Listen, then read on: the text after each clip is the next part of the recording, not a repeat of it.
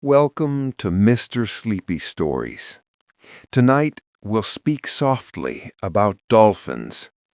These graceful travelers of the sea move through the water with quiet intelligence and gentle hearts. Each breath, each ripple tells a story of calm connection, of creatures who live by rhythm, kindness, and song. So let the sound of the ocean and their peaceful world carry you toward rest. If you enjoy what I do here, please like, subscribe, and share your experience with this video topic in the comments below. I love reading your stories and hearing how these calm facts help you unwind before sleep. Out there, where the sea turns quiet under moonlight, dolphins drift into a kind of half-dream. They rest, but never completely. One side of their brain slows down.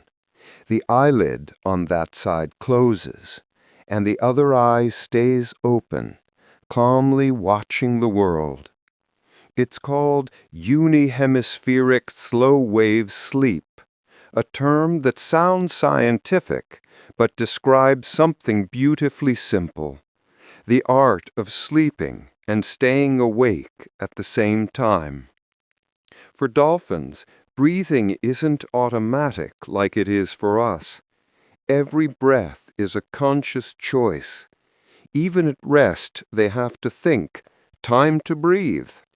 So evolution found a gentle compromise. Let one hemisphere of the brain rest while the other remains alert. It's as if the mind takes turns napping. One half dreams of ocean calm, the other half stands guard, patient and aware. When you picture a dolphin sleeping, don't imagine it curled up or sinking deep. Instead, it floats slowly near the surface, rising every few minutes to exhale a soft sigh through its blowhole, huff, and then breathe in again before drifting back down. The motion is so calm it looks like the sea itself is breathing with them. Sometimes they rest while gently swimming in slow circles, keeping close to the group. The awake hemisphere helps them steer, coordinate, and avoid drifting too far. It's a delicate rhythm, half of the body at peace, half of it moving with intention. For mother dolphins and their calves, this half-sleep is even more tender. The mother's awake side always faces the calf, keeping an eye on her little one as they drift together. When she switches sides to rest the other half of her brain, the calf mirrors her. It's like synchronized dreaming, one of the quietest, most loving acts in the ocean. Researchers studying dolphins found that after many hours of unihemispheric sleep, the awake side finally rests too, switching places in perfect balance. Over time, both halves of the brain get equal rest, yet the dolphin never loses awareness. They never surrender completely, but they never rush either. Everything happens at a slow, mindful rhythm. In a way, this habit mirrors how they live: aware, social, protective, yet peaceful. Dolphins can't afford the deep, motionless sleep that humans do. The ocean asks for constant awareness, but they've turned it into something tranquil rather than stressful. Half asleep, half awake, but entirely serene. So the next time you see calm waves under starlight, imagine a dolphin drifting there. One eye open to the silver glow above, the other closed to dream of endless blue below. A creature that mastered the balance between vigilance and rest, between life's awareness and the comfort of sleep. When a dolphin dives beneath the surface, something remarkable happens inside its body. Its heartbeat begins to slow, almost as if syncing with the rhythm of the sea. This isn't fear or effort, it's peace. Scientists call it bradycardia, but you could simply call it nature's version of deep breathing. It's the dolphin's way of telling its body, we're safe, slow down. Every time a dolphin takes a breath at the surface, it fills its lungs with air, but not to rush or panic. It's a patient ritual. Then, as it glides downward, the body automatically adjusts. The heart rate drops, sometimes by half. Muscles relax. Blood is gently redirected toward the brain, lungs, and heart, the organs that must never rest, while other areas quietly wait. It's an orchestra of stillness, perfectly timed for survival and calm. What makes this even more beautiful is that it's not forced. Dolphins don't decide to do this. It's an instinct they're born with. The ocean teaches them early. Stay calm, move slow, and your air will last longer. No rush, no panic, just rhythm. While humans often hold their breath with tension, dolphins do the opposite. They descend in grace, their entire body adjusting like a heartbeat in meditation. You can almost hear it, thump, thump, thump, softer, slower, as the water deepens. This reflex not only saves energy, but also keeps their movements fluid and unhurried. A dolphin in bradycardia looks almost weightless. Each motion is a whisper, each turn effortless, as if gravity itself pauses for them. When they rise again toward the light, their heartbeat gradually returns to normal. The pulse quickens, the lungs fill with fresh air, and the body resets. It's a seamless flow between two states, stillness and motion, depth and surface. No stress, just a quiet rhythm between worlds. Dolphin mothers even show this rhythm to their calves. When diving together, the young ones mirror the slowing pace, learning early how to move with patience instead of haste. It's not just biology, it's wisdom passed down through generations of calm breathers. There's something deeply human about that lesson, too.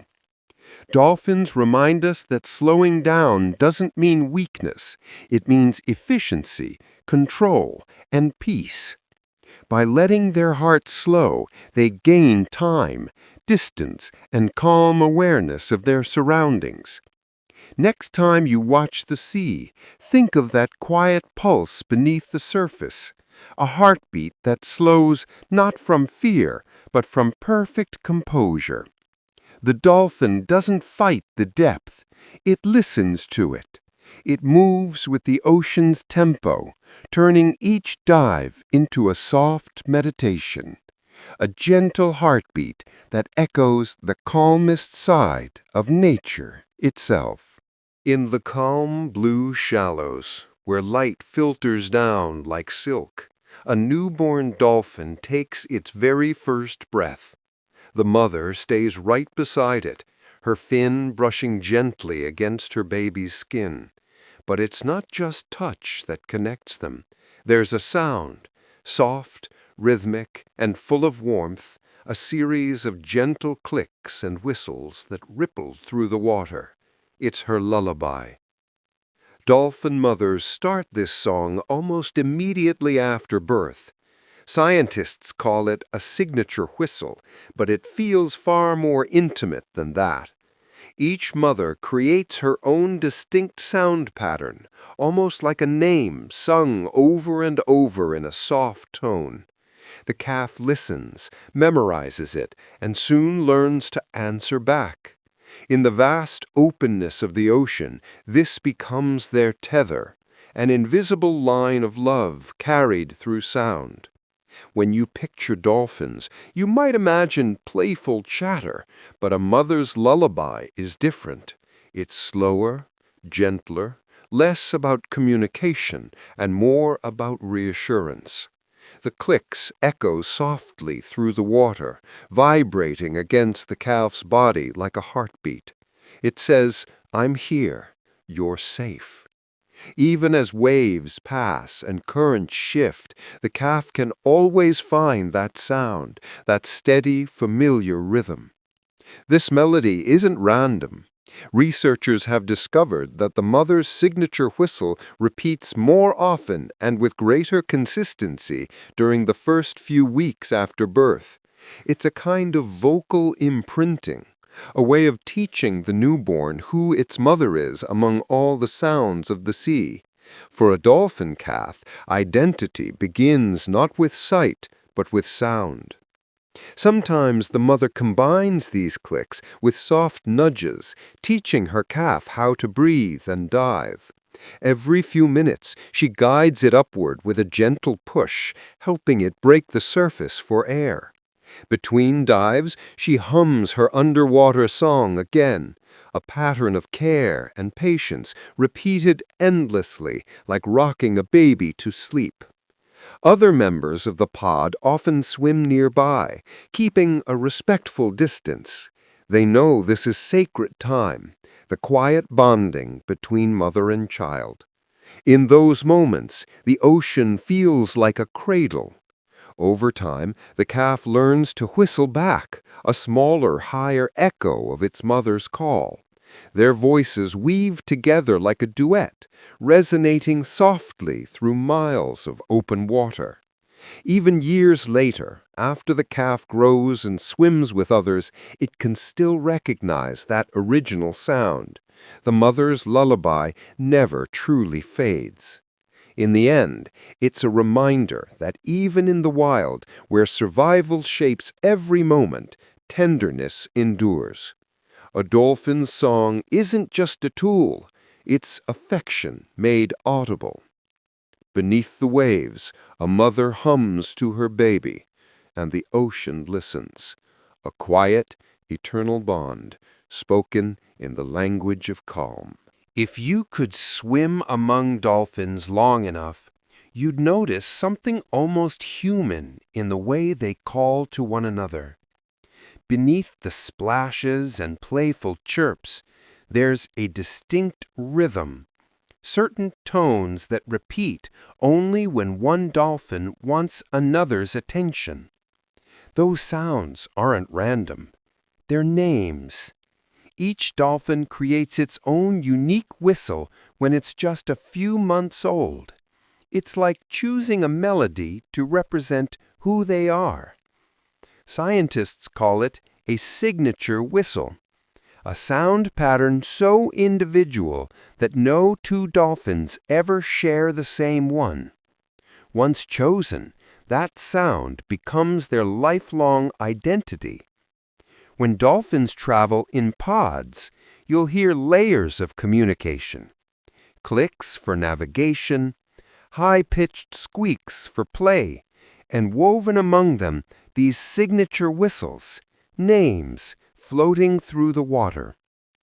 One dolphin might whistle a familiar pattern, and from far off, another will answer back with recognition. It's a gentle roll call across the sea. What's even more extraordinary is that dolphins use these names deliberately. They don't just shout them into the void, they direct them.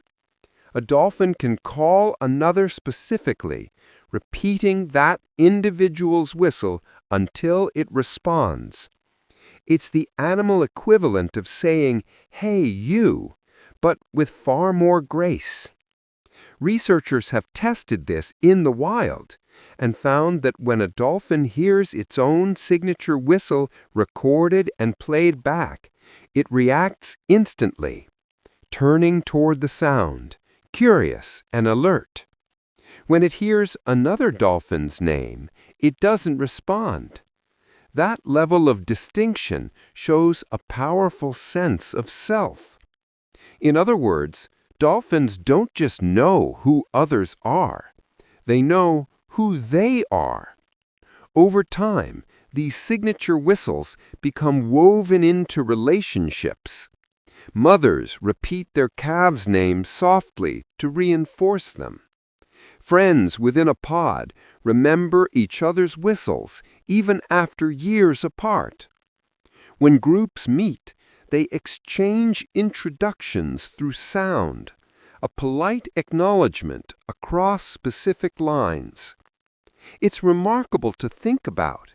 In the vast, shifting ocean where faces blur and currents move constantly, dolphins rely on sound as memory. Every whistle carries not just a name, but a history, shared play, journeys, and friendship. And it's not just utility, there's beauty in it. Listening to a dolphin pod can feel like hearing a chorus of introductions, a melodic version of "I'm here" and "I remember you." They live in a world where identity is sung, not seen. When you think about it, this might be one of the calmest forms of intelligence in nature. No shouting, no fighting for attention, just soft names carried gently through the water. Every dolphin has its melody, and in that melody lives a story, one that echoes through waves, reminding us that even in silence, connection finds a voice. In the quiet rhythm of the sea, where life moves at the pace of tides, a mother dolphin glides with her calf pressed close to her side. You can almost see the rhythm between them, one body smaller, mimicking every turn, every dive, every gentle breath. For the first 6 years of its life, that calf will rarely leave her.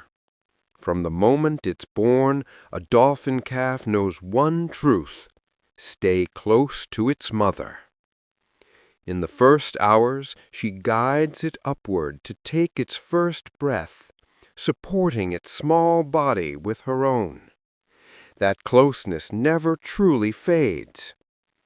They swim in perfect synchronization, the calf just behind her pectoral fin, always within sight, always within the soft field of her protective awareness.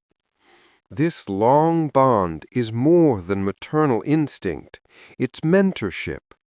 A dolphin calf must learn everything about survival: how to hunt without frightening the fish, how to interpret the clicks and whistles of its pod, how to read the currents, and how to breathe calmly through long dives. None of this is taught in haste. It takes years of watching, imitating, and practicing under the patient eye of a mother who teaches through example. When danger appears, she reacts first, guiding her calf behind her, shielding it with her body. When the ocean is calm, she teaches through play, tossing seaweed for the calf to catch, nudging it gently when it succeeds. Each game hides a lesson.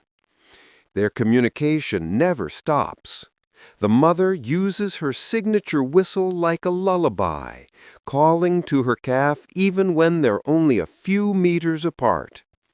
It's as if she's saying, "Stay near, I'm here." The calf answers in smaller, higher tones, repeating what will one day become its own distinct voice. Through these constant exchanges, a dolphin learns not only language, but connection, how to belong in a world made of sound.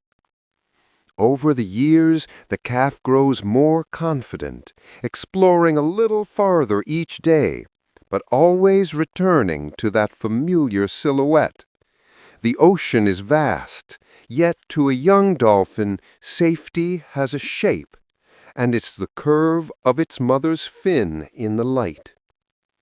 Even when independence finally comes, the bond remains. Adult dolphins have been observed reuniting with their mothers years later, greeting them with unmistakable joy. They remember. The affection doesn't end when the lessons are done. It simply changes form. Among the many wonders of the dolphin world, this lifelong closeness might be the most touching. It's proof that intelligence and tenderness often live side by side. A mother dolphin doesn't rush her young to grow. She teaches them to move with the calm confidence of the sea itself. 6 years may pass, but that bond, once formed, drifts on quietly, as steady and unbroken as the tide. When dawn spreads across the sea and the sky begins to blush with light, there are moments of deep stillness that almost feel sacred. If you looked closely, you might see a small group of dolphins floating just below the surface, perfectly calm, their fins barely moving. The ocean looks empty at first until a soft breath breaks the silence, a quiet exhale through a blowhole, followed by a delicate inhale. Then stillness again. This is how dolphins greet the sunrise, not with leaps or play, but with rest. It's their version of a slow morning, a time when half their brain is asleep and the other half keeps a gentle watch. They hover between worlds, the world of dreams and the world of awareness. The light touches the water, and they drift within it like thoughts between waking and sleep. During this time, each dolphin maintains subtle control, tiny muscle movements that keep them afloat. They don't sink or stir much. They simply exist in rhythm with the sea. The sun warms the surface, and the first shimmer of light filters down through the water, wrapping around their smooth gray skin. The ocean, usually filled with chatter and clicks, is quiet. Even their communication softens to small, low pulses, the language of rest. Scientists observing these moments say that dolphins appear motionless, but the truth is gentler. They're still breathing, still aware, but resting in a kind of suspended peace. It's a survival instinct turned into art, conserving energy, maintaining safety, and sharing calm as a group. Often, the entire pod floats together, their bodies arranged loosely in a line or small circle, like friends lying side by side under the morning sky. The stillness of this scene is almost human, like watching someone rest after a long night. But dolphins never close both eyes. One remains open, keeping a quiet watch for anything unfamiliar. That small detail turns their rest into something beautiful. Awareness without anxiety, vigilance without fear. As the sun climbs higher, the mood changes. Gradually, they begin to stir. Small tail flicks, slow turns, the first curious clicks echoing through the water. The pod wakes together, ready to travel, hunt, or play. The morning peace fades into motion, yet something of that calm lingers in every glide and every breath. There's something timeless about it, the idea that even in the open ocean, surrounded by endless movement, life makes space for stillness. Dolphins remind us that rest doesn't have to be complete surrender. It can be gentle awareness, quiet balance. If you ever find yourself near calm seas at sunrise, watch the water carefully. You might just see them, silverbacks glinting softly beneath the light, resting on the ocean's surface like reflections of dawn itself. In the calm shallows of tropical bays, where sunlight dances in ribbons beneath the surface, dolphins sometimes gather for a game that serves no purpose at all except joy. You might see one glide slowly along the sandy bottom, pick up a strand of seagrass with its mouth, and flick it toward another. The second dolphin catches it perfectly, spins in a lazy circle, and sends it drifting back. No hunting, no tension, just play. This quiet exchange has been observed countless times by divers and marine biologists. The dolphins don't eat the grass or use it for anything practical. They simply enjoy it. The way it floats, the way it moves with their breath. Sometimes they carry it balanced on their snouts like a baton. Other times they let it flutter upward, only to catch it again with a graceful sweep of the fin. It's the ocean's version of tossing a ball beneath the sun. These small games say a lot about who dolphins are. They are thinkers and feelers, creatures who can turn the simplest object into a shared experience. Young dolphins often start these games first, testing their coordination and curiosity. Older ones join in, not as teachers, but as companions. The bay becomes a playground of gentle motion, all within water so clear you can see the sand glimmer beneath their shadows. Researchers believe that such play is more than fun. It's practice for cooperation and timing. When dolphins hunt, they rely on teamwork, communication, and precise movements. Play with seagrass is a kind of rehearsal, but it's also something deeper, a release, a way to enjoy existence itself. If you listen closely, you might hear faint bursts of clicks and whistles, dolphin laughter in a sense. Each toss of seagrass carries not competition, but harmony. No one wins, no one loses. The game simply flows until someone lets the grass drift away and the group moves on.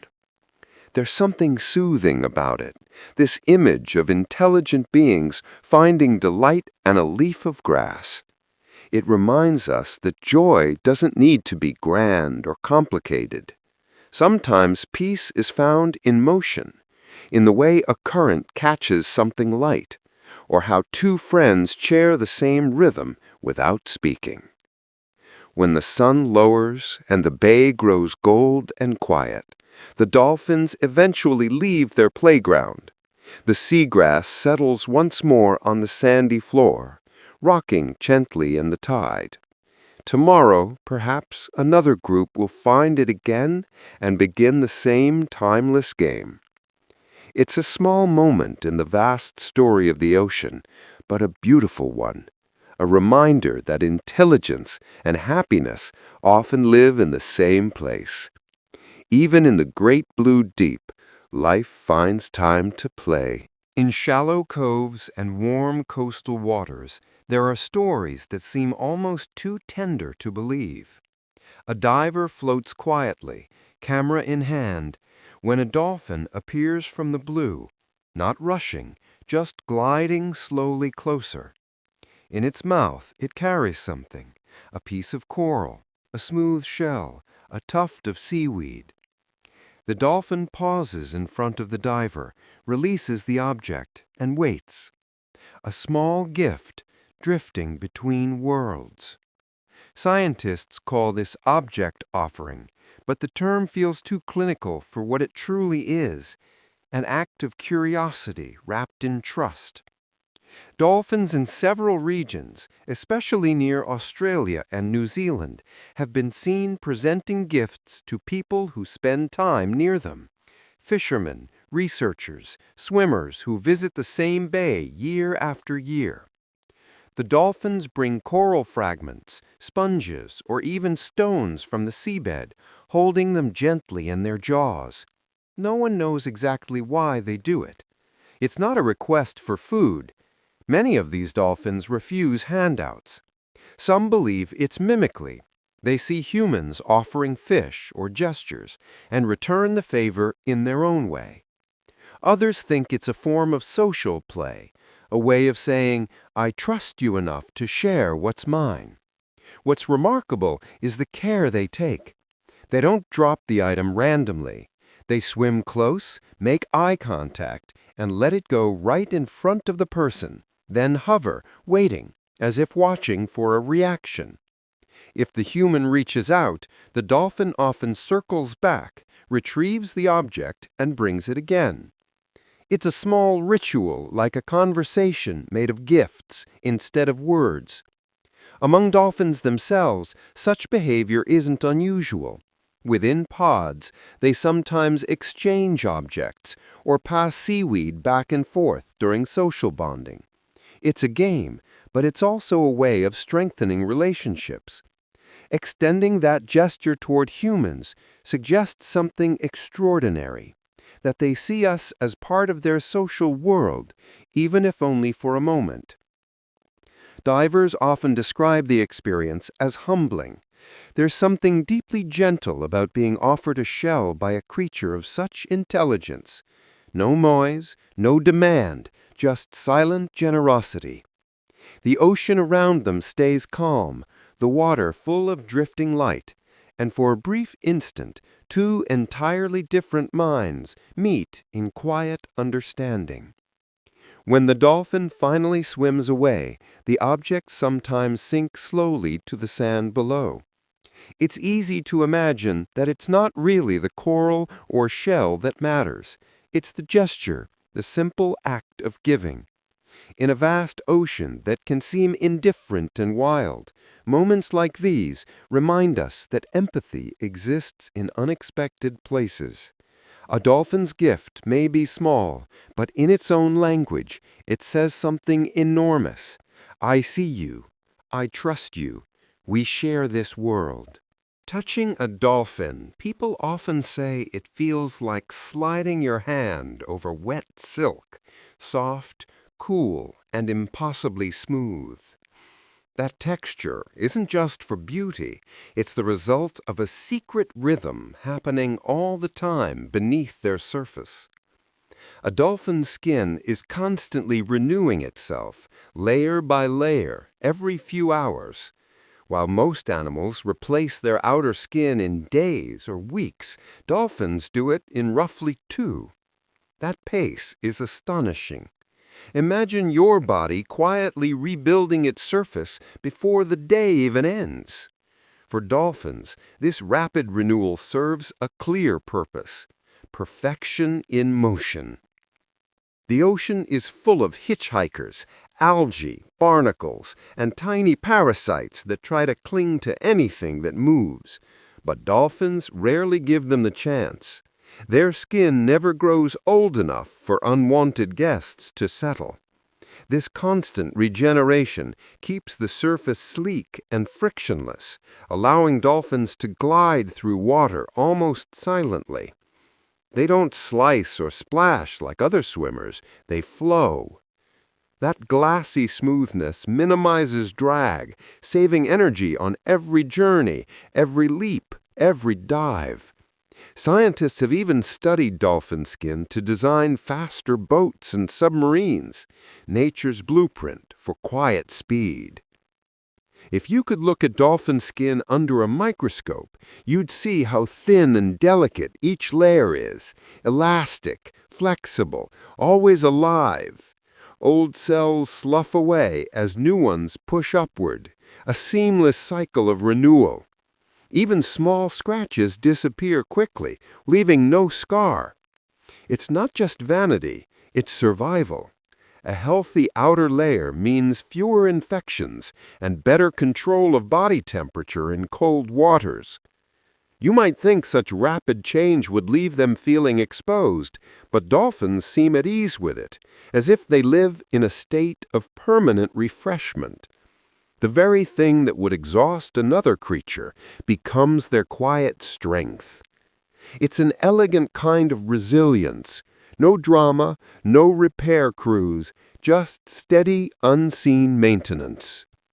And maybe that's the lesson hidden beneath their sleek skin. Balance through renewal. While humans often cling to what's old or worn, dolphins shed constantly, moving forward without effort or regret. Every few hours they become new again, not dramatically, but gently, as if reminding the sea that even perfection needs upkeep. When you watch one break the surface, glistening in sunlight, remember that what you're seeing is brand new skin, only a few hours old.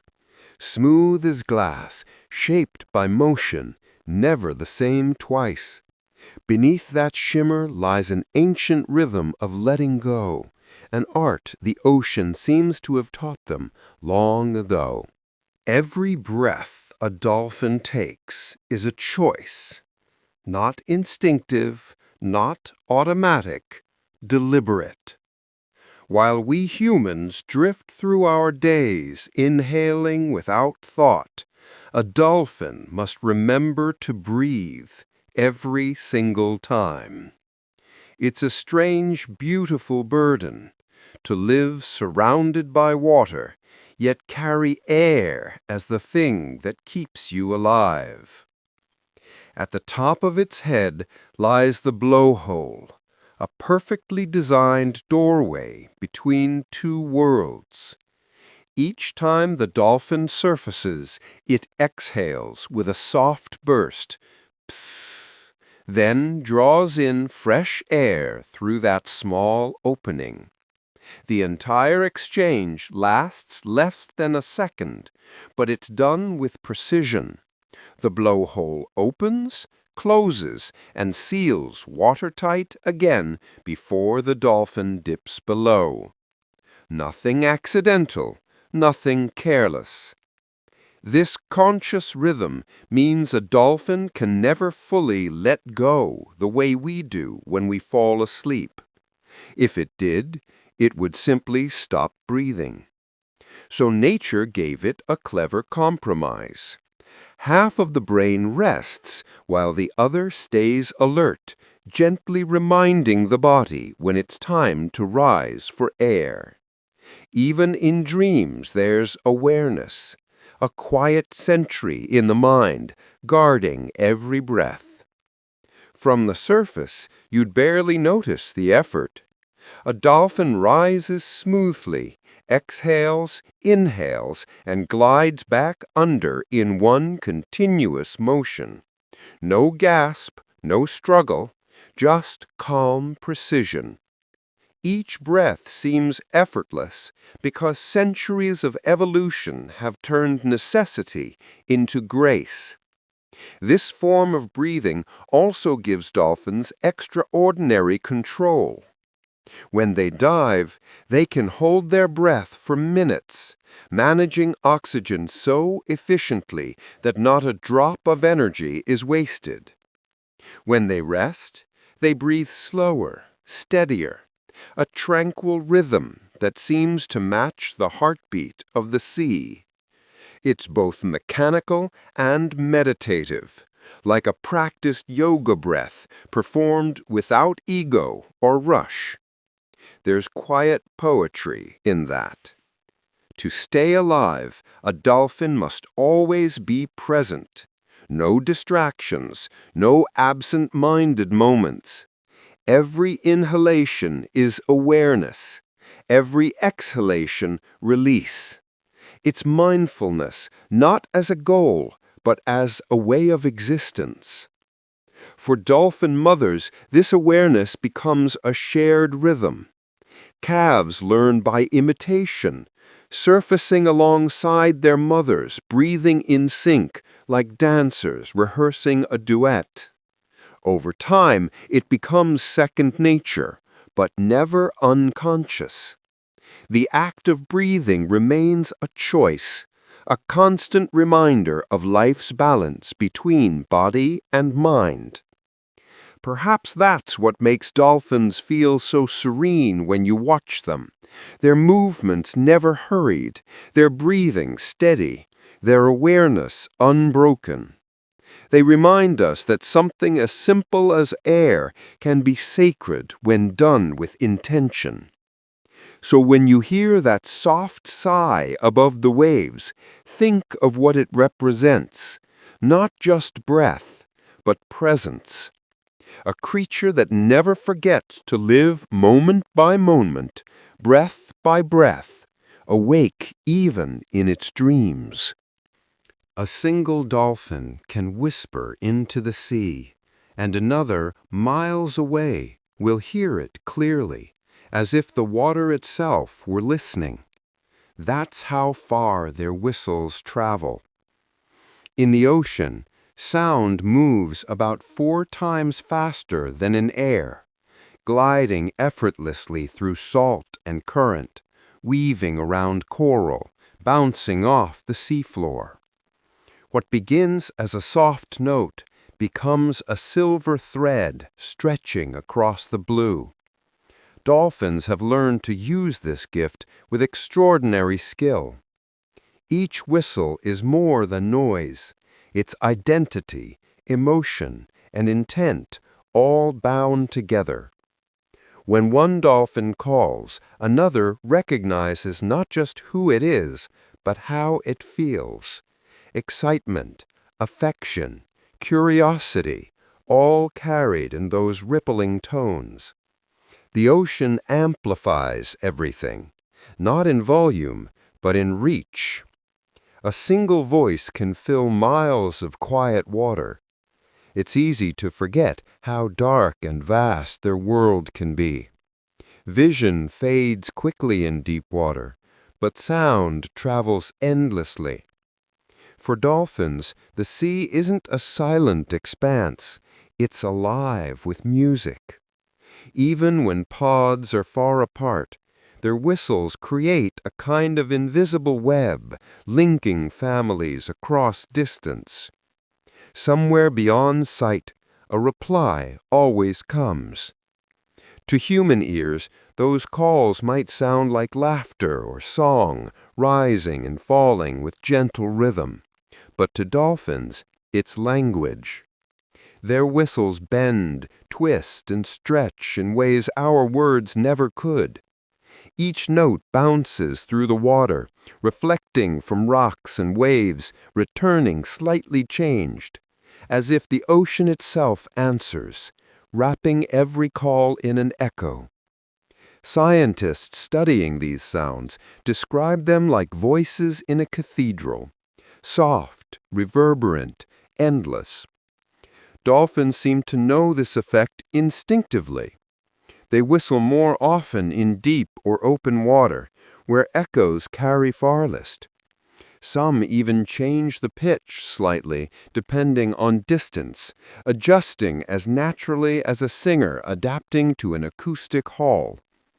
There's something profoundly calming about this form of connection. Voices floating through miles of quiet water, never lost, only softened by time and space. While humans rely on sight to feel close, dolphins use sound, trusting that what they send out will always find its way back. When you picture them, think of it this way. Beneath the waves, communication isn't shouted or hurried. It drifts, expands, and returns, like ripples meeting and merging. A conversation might stretch over miles, yet it carries the same intimacy as a whisper between friends. The ocean amplifies their voices, yes, but it also preserves their gentleness. Through those echoes, pods stay together. Mothers find their calves, and the vast emptiness of the sea becomes home. Each whistle fades slowly, blending with the hush of currents, leaving behind a soundless feeling, the memory of contact in a world made of blue. Sometimes awareness goes beyond what eyes or ears can capture. For dolphins, the world isn't just something they see or hear, it's something they feel. Around their snout are tiny, almost invisible pores called electroreceptors, and through these they can sense the faint electric fields that all living beings produce. Every muscle movement, every heartbeat, every flick of a fin creates a small electric pulse. It's so weak that humans could never notice it, but dolphins can. Even when the water grows cloudy or dark, they know when something nearby is alive. The ocean doesn't hide much from a creature so finely tuned. This gift is subtle, like a sixth sense whispered through salt and current. A dolphin gliding near the seabed might detect a fish buried beneath sand, not by sight, but by the tiny electric rhythm of its beating heart. It's not hunting through noise or chase, but through awareness, stillness guiding motion. Scientists first discovered this ability while studying the small pits along a dolphin's rostrum, the long beak-shaped part of its face. They found nerve endings so sensitive that they could pick up signals measured in millionths of a volt. That's like detecting the energy from a watch battery through an ocean wave. For a dolphin, this means every pulse of life around them, from the flutter of a shrimp to the slow glide of a turtle, becomes part of their sensory world. Imagine living in a place where even silence hums softly with presence. That's how dolphins experience the sea. They don't rely on one sense alone. They listen, see, and feel all at once, blending information into a picture far richer than what we can imagine. Their world is full of quiet electricity, invisible signals threading through the water, linking every creature together in a shared field of awareness. This sense isn't just for hunting. It's thought to help them navigate through magnetic currents, stay oriented during long migrations, and even communicate subtle emotional states to one another. A slight movement, a pulse of energy, a change in rhythm, it's all part of the language of the sea. To the casual observer, a dolphin's stillness may look like rest, but beneath that calm surface is constant awareness, a gentle scanning of the unseen world, effortless and graceful. It's as if they never lose touch with life around them, even when everything looks still. In a way, their gift mirrors mindfulness itself, being fully present, attuned to the smallest signals, alive to every subtle vibration. The dolphin doesn't rush to interpret, it simply listens to what the water tells it. And in that quiet awareness lies a kind of wisdom, that life in all its forms can be felt long before it's seen. Few sights in nature feel as instantly comforting as a dolphin's smile. That smooth, curved mouth, the gentle eyes, the peaceful expression. It's a face that seems to radiate calm. For years, people assumed it was just coincidence, an illusion created by anatomy. But there's more truth in that smile than we once thought. The curve of a dolphin's mouth is shaped by muscles that, when relaxed, naturally pull upward at the corners. In a calm state, those muscles stay soft, holding that quiet, contented shape. It's not forced or exaggerated, it's simply the way peace looks on them. When tension rises from loud noises, captivity stress, or threats, their facial muscles stiffen and that familiar curve straightens ever so slightly. The difference is subtle, but real. So when a dolphin appears to smile, it's not faking emotion the way a carved statue does. It's showing what its body feels. Their calm expression is part of their natural physiology, a reflection of their steady breathing and easy movements. Their face mirrors their inner rhythm, one that's guided by balance and awareness rather than reaction. Observers in the wild often notice how dolphins move when at ease. Slow arcs through the water, gentle exhalations through the blowhole, small clicks exchanged between companions. Everything about their behavior flows with softness. That serene face completes the image. Not a grin, but a quiet embodiment of composure. Even their eyes contribute to the effect. Dolphins have a habit of glancing with one eye while the other remains partly closed, giving an impression of warmth and curiosity. In truth, they're observing their surroundings carefully, but without alarm. Every feature of their expression serves a purpose, and together it gives them that unmistakable aura of calm intelligence. There's something reassuring about this. We live in a world where smiles often hide stress, but dolphins wear peace honestly. Their version of happiness isn't loud or exaggerated. It's quiet, controlled, and effortless. That soft curve of their mouth isn't performance. It's the natural outcome of existing without tension. Of course, scientists caution against assigning human emotions too freely. Yet even within biology, relaxation has meaning. A steady heart rate, smooth respiration, fluid motion, these all correspond with what we call tranquility. And dolphins embody that physically. Their expression is a kind of still water, calm on the surface, calm within. Next time you see footage of a dolphin gliding through clear waves, look closely. That upward curve isn't only anatomy. It's a reflection of an animal that has learned how to move through life without hurry, without friction, without struggle. In that soft smile lies the ocean's lesson. Sometimes peace doesn't need words. It can simply rest quietly on a face. Night in the ocean feels endless, wide, dark, and still. Yet even in that vast quiet, dolphins find a way to rest safely. They don't sleep like we do, sinking into deep dreams. Instead, they float together in small groups, moving slowly through the calm water. And while some drift in half-sleep, others remain awake, keeping watch. They take turns, silent sentinels guarding their dreaming companions. This system is one of nature's gentlest examples of cooperation. Dolphins live in pods that can include close family and trusted friends.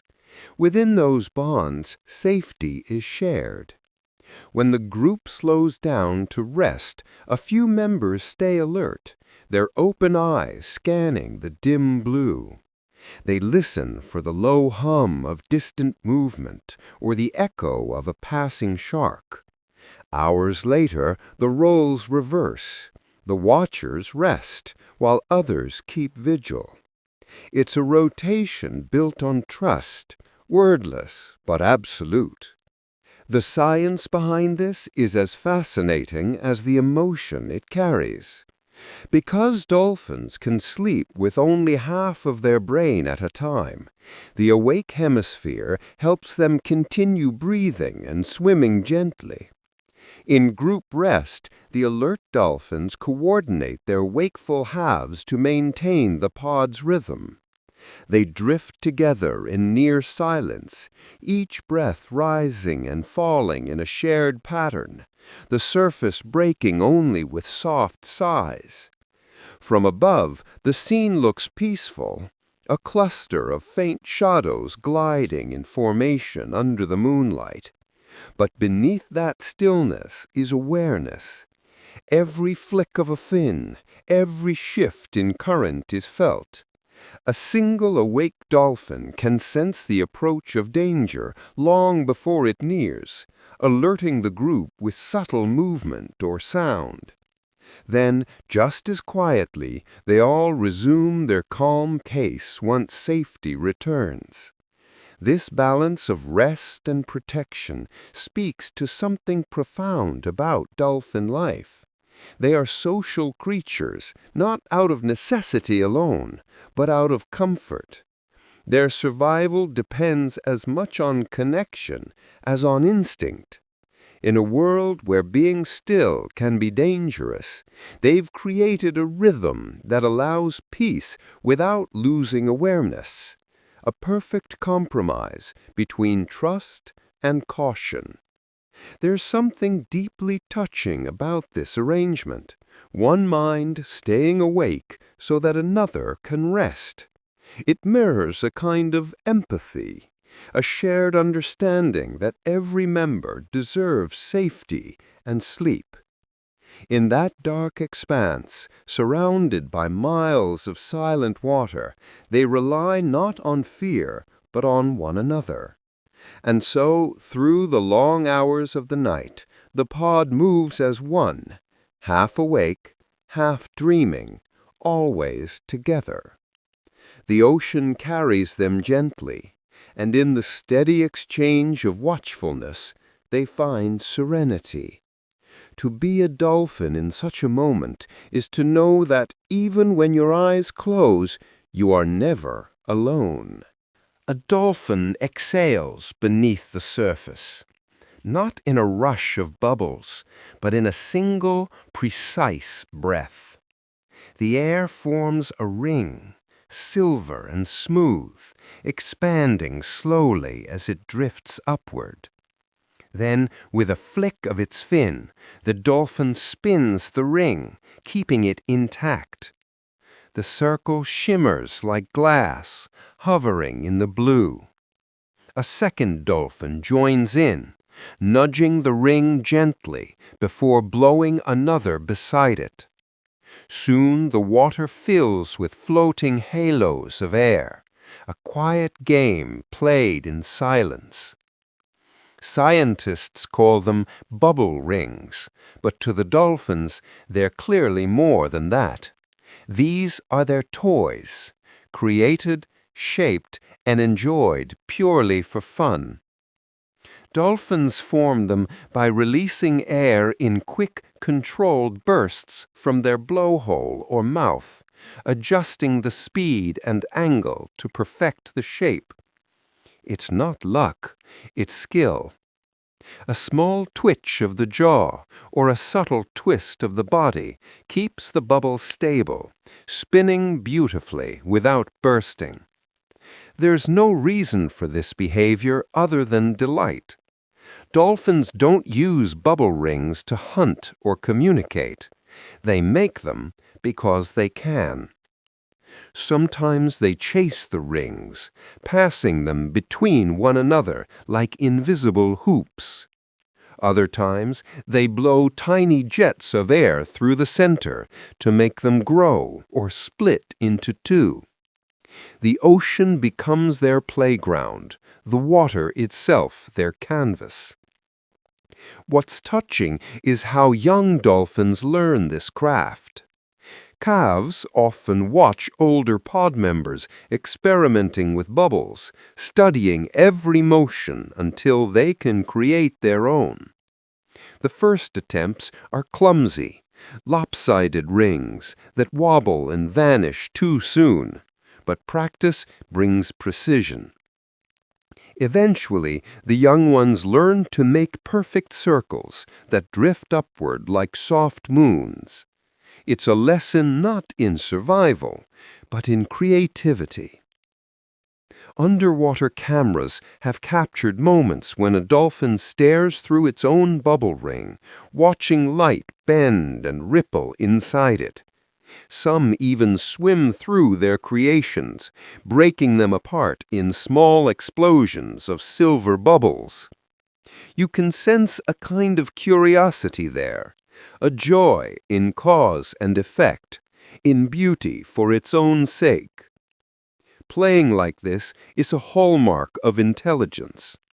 Its behavior shared only by creatures that can afford to slow down, animals that experience not just instinct, but wonder.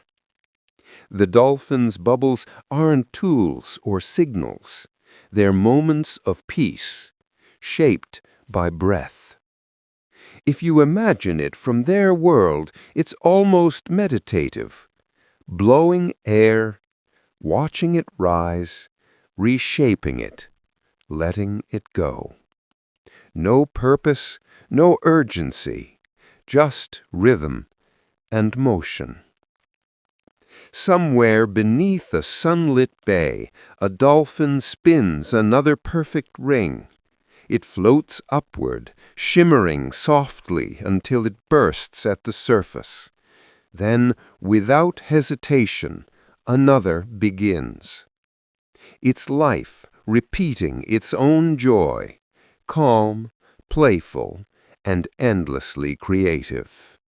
Every so often, the ocean writes a quiet story of kindness. A calf loses its mother, perhaps to illness, predators, or age, and for a moment the sea feels vast and indifferent.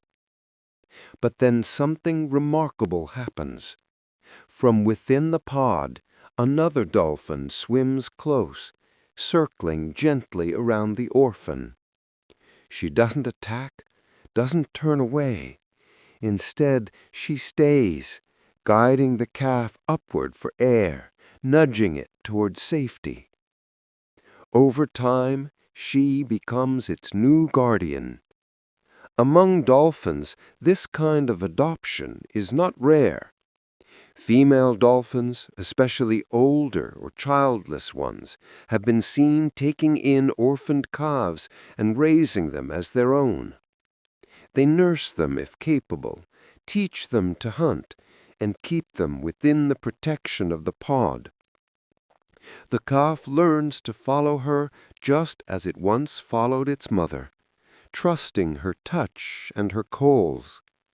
It's one of the most touching forms of altruism in the animal kingdom, compassion without obligation. For scientists observing this, it's both moving and mysterious. There's no genetic advantage to caring for another's young, yet dolphins do it anyway. It seems driven by something more emotional than instinct, a sense of empathy, of connection. Pods thrive on cooperation, and to them the loss of one calf is the loss of a future member. By saving that calf, the group preserves not just life, but community. Sometimes it's not just one dolphin who helps.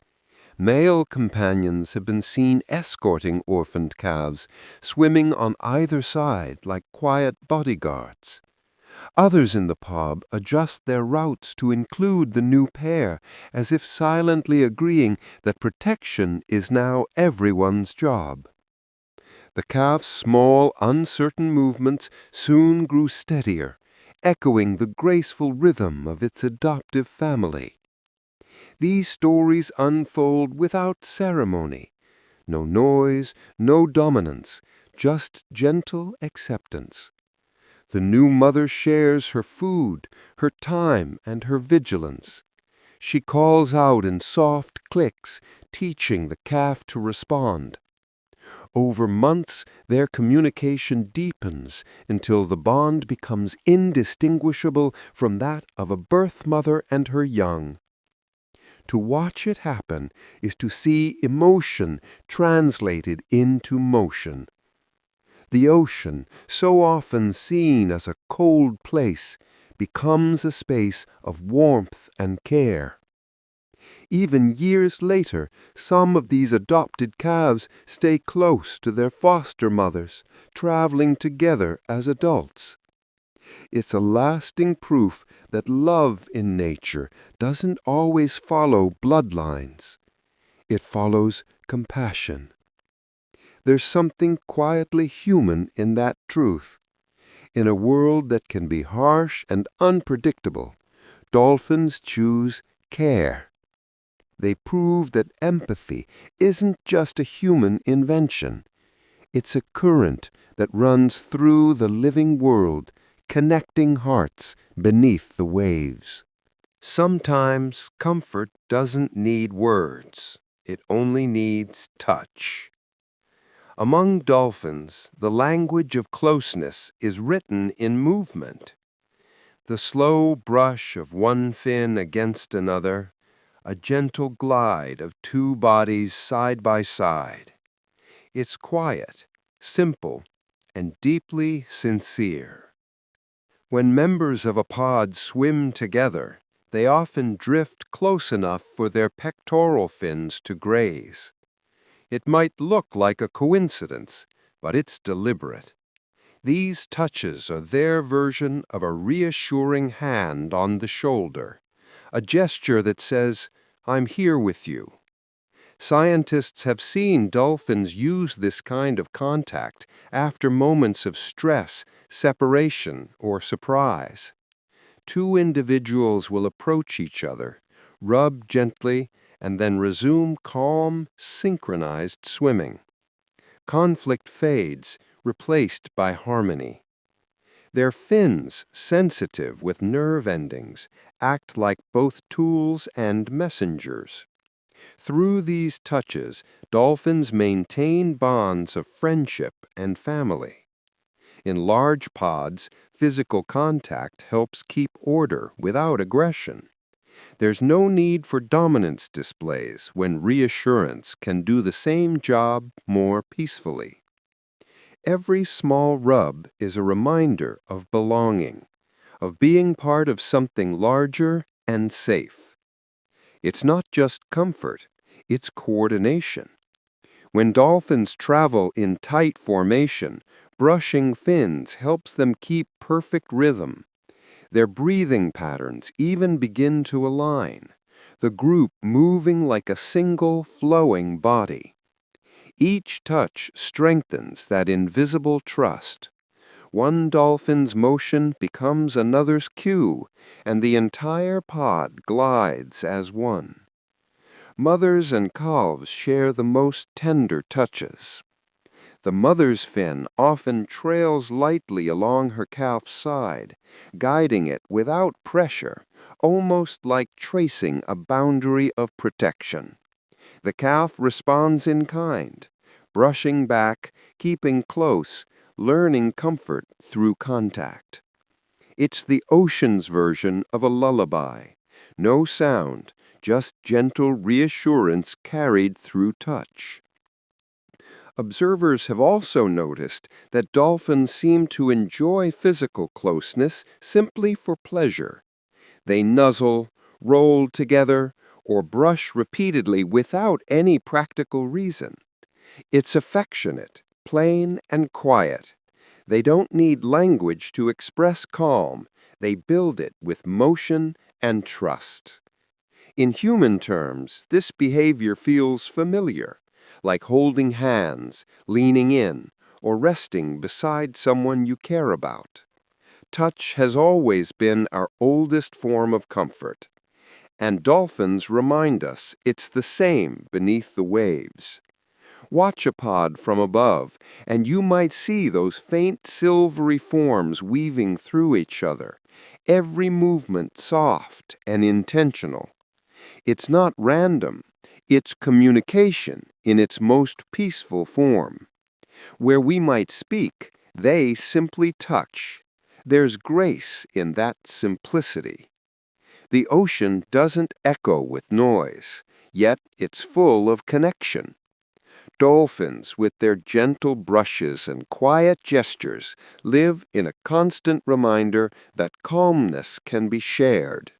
Sometimes all it takes is one soft touch. Deep beneath the rolling surface, a pod of dolphins begins to descend. Their bodies move in unison, sleek, silent, almost choreographed. But something even more beautiful happens inside them, invisible to the eye. Their hearts begin to beat together. As they glide downward, each dolphin takes a final breath at the surface, then exhales softly through their blowhole. Within moments, their heart rates slow. It's a natural reflex known as bradycardia, designed to conserve oxygen during dives. Yet, when dolphins dive together, those heartbeats don't just slow, they align. Scientists tracking them with underwater sensors noticed it. Pulse patterns from different individuals rising and falling in perfect time, as if one rhythm flowed through many bodies. It's not conscious coordination, it's something deeper. Their breathing before the dive sets the tempo. A few calm exhalations, then a shared pause, then descent. Each body responds to the same physical cues: the pressure of water, the slowing need for air, the muted world beneath. And so heartbeat follows heartbeat, syncing naturally until the group becomes a living metronome beneath the sea. This synchronization helps them function as a unit. When their hearts beat together, their movements and decisions follow in harmony. They conserve oxygen at the same rate, rise to the surface at the same moment, and maintain a rhythm that keeps them safe. The ocean can scatter sound and sight, but rhythm binds them closer than either could. Imagine the serenity of that. A dozen dolphins drifting through blue twilight, their bodies pulsing softly in unison. No leader, no follower, just perfect balance. In that moment, individuality dissolves into something collective and peaceful. The group breathes as one, moves as one, lives as one. There's something symbolic in that harmony, too. For dolphins, unity isn't just social, it's physical. Their connection isn't spoken, it's felt in every pulse and every shared breath. That calm coherence keeps them alive and content in a world of constant motion. When they finally ascend again, the pattern gently breaks. Heart rates rise, lungs fill, and individuality returns. Yet the bond remains, renewed, unspoken, unbreakable.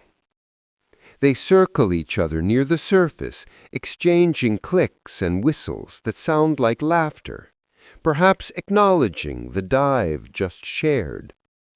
Humans find peace through music, rhythm, meditation, ways to bring the body and mind into sync. Dolphins seem to live in that state naturally, their calm hearts tuned to the ocean's steady beat.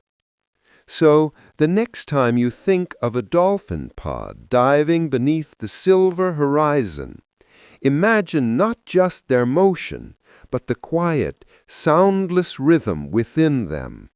Hearts echoing together, deep under the water, like the ocean itself, is keeping time.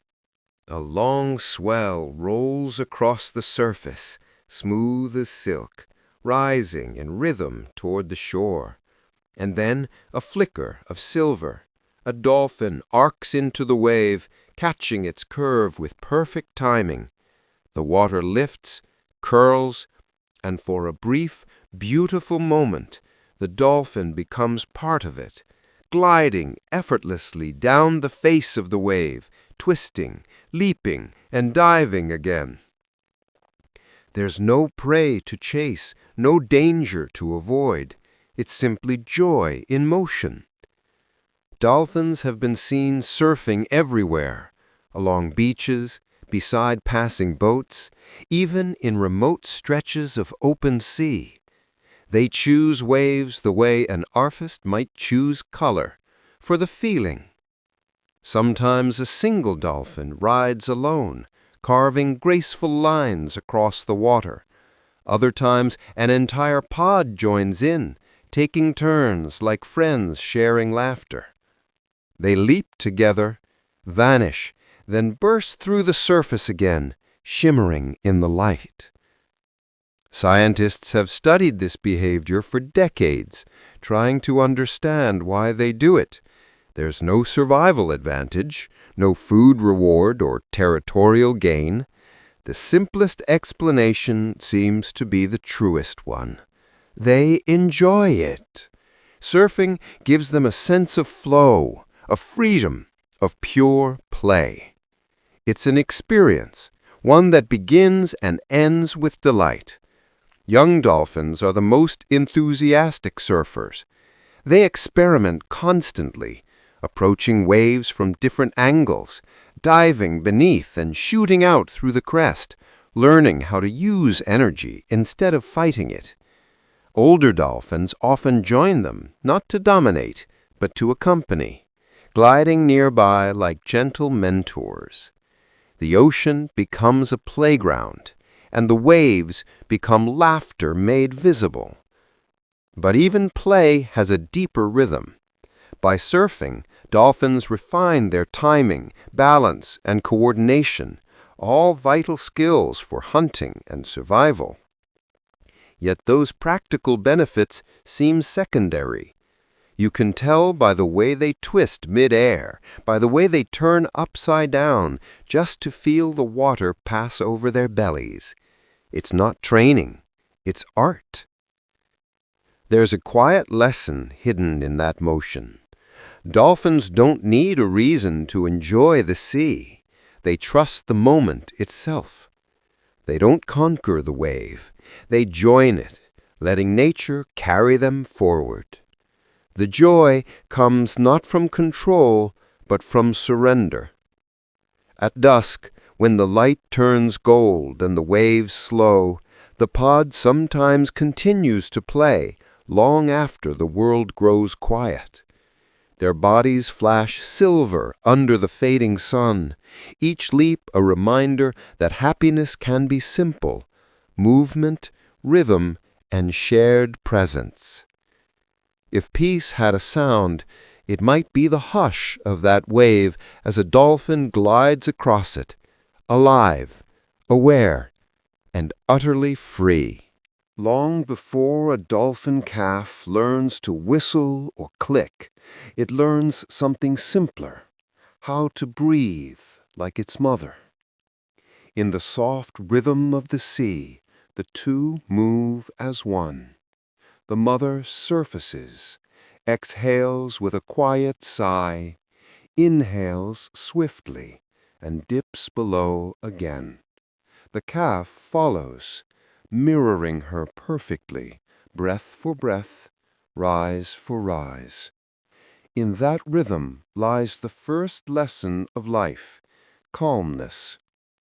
Scientists studying mother-calf pairs have noticed how tightly synchronized their breathing becomes within days of birth. Even when the calf drifts slightly behind, it times its breath to match her exhalation. A duet without sound, a conversation made of air and trust. The calf doesn't yet understand language, but it understands rhythm, and through rhythm it learns safety. That shared breathing isn't a coincidence. It's the calf's way of learning presence. A newborn dolphin must surface often, sometimes every 20 seconds, and its mother keeps pace, adjusting her dives to stay aligned. Her steadiness becomes the calf's anchor. The mother's calm breathing teaches the young one that the ocean's pulse can be trusted, that peace exists even in motion. You can imagine the scene from above. Two faint silhouettes gliding just under the surface, one large, one small, rising and falling in perfect time. The water around them glows with morning light. Every few moments, the surface breaks with a soft exhale, then closes again. No rush, no panic, just the sound of shared breath in an endless blue cradle. Over weeks, that rhythm shapes the calf's development. Dolphins breathe consciously, so synchronizing with the mother trains the young brain to balance awareness and rest. It's their first form of mindfulness, learning when to move, when to pause, when to breathe. Later, the calf will imitate her whistles and clicks, but breathing comes first. Before words, before songs, there is rhythm. Even emotionally, the pattern runs deep. Breathing together strengthens their bond, the way heartbeat synchronization does in human infants. When the mother slows her breath, the calf slows too. When she quickens, the calf responds in kind. It's communication through stillness, teaching calm not by command, but by example. This bond lasts for years. As the calf grows and learns to venture farther, it still carries that rhythm within, the quiet breathing pattern first shared with its mother. Long after they part, that early peace remains, like a memory imprinted in motion. Perhaps that's why dolphins always seem so composed, so present. They begin life not by rushing to speak, but by learning to breathe in harmony with another being. Before they ever make a sound, they inherit serenity, one breath at a time. Some creatures face pressure by resisting it. Dolphins meet it by slowing down. Deep beneath the waves, when the weight of the sea presses from all sides, their hearts begin to move differently, slower, quieter, deliberate. It's not panic that guides them, but peace. Unlike most animals, dolphins can consciously change the rhythm of their own heartbeat. When they dive, they decide how calm to be. In those first moments after inhaling, their heart rate begins to drop, a reflex at first, then a choice. Scientists studying them with special monitors noticed that they could control this slowing, tailoring it to how deep they planned to go. The deeper the dive, the slower the pulse. This control is more than biology, it's mastery. By lowering their heart rate, dolphins conserve oxygen, sending just enough blood to the brain and heart while letting other organs rest. It's like dimming the lights in a quiet room to make energy last longer. Each beat becomes measured, meaningful, and steady. No waste, no rush. In humans, stress speeds the heart. In dolphins, challenge slows it. That reversal is what makes them so serene. Even when diving hundreds of meters, where darkness and pressure would crush most creatures, their internal rhythm stays calm. The body obeys not fear, but focus. There's elegance in how smoothly they do it. Nothing about the movement suggests strain. A dolphin can descend for minutes at a time, moving with the ease of something weightless, its pulse beating half. Some creatures face pressure by resisting it. Dolphins meet it by slowing down. Deep beneath the waves, when the weight of the sea presses from all sides, Their hearts begin to move differently, slower, quieter, deliberate. It's not panic that guides them, but peace. Unlike most animals, dolphins can consciously change the rhythm of their own heartbeat. When they dive, they decide how calm to be.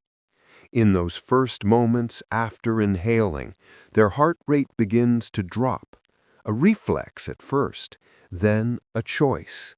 Scientists studying them with special monitors noticed that they could control this slowing, tailoring it to how deep they planned to go. The deeper the dive, the slower the pulse. This control is more than biology, it's mastery. By lowering their heart rate, dolphins conserve oxygen, sending just enough blood to the brain and heart while letting other organs rest. It's like dimming the lights in a quiet room to make energy last longer. Each beat becomes measured, meaningful, and steady. No waste, no rush. In humans, stress speeds the heart. In dolphins, challenge slows it. That reversal is what makes them so serene.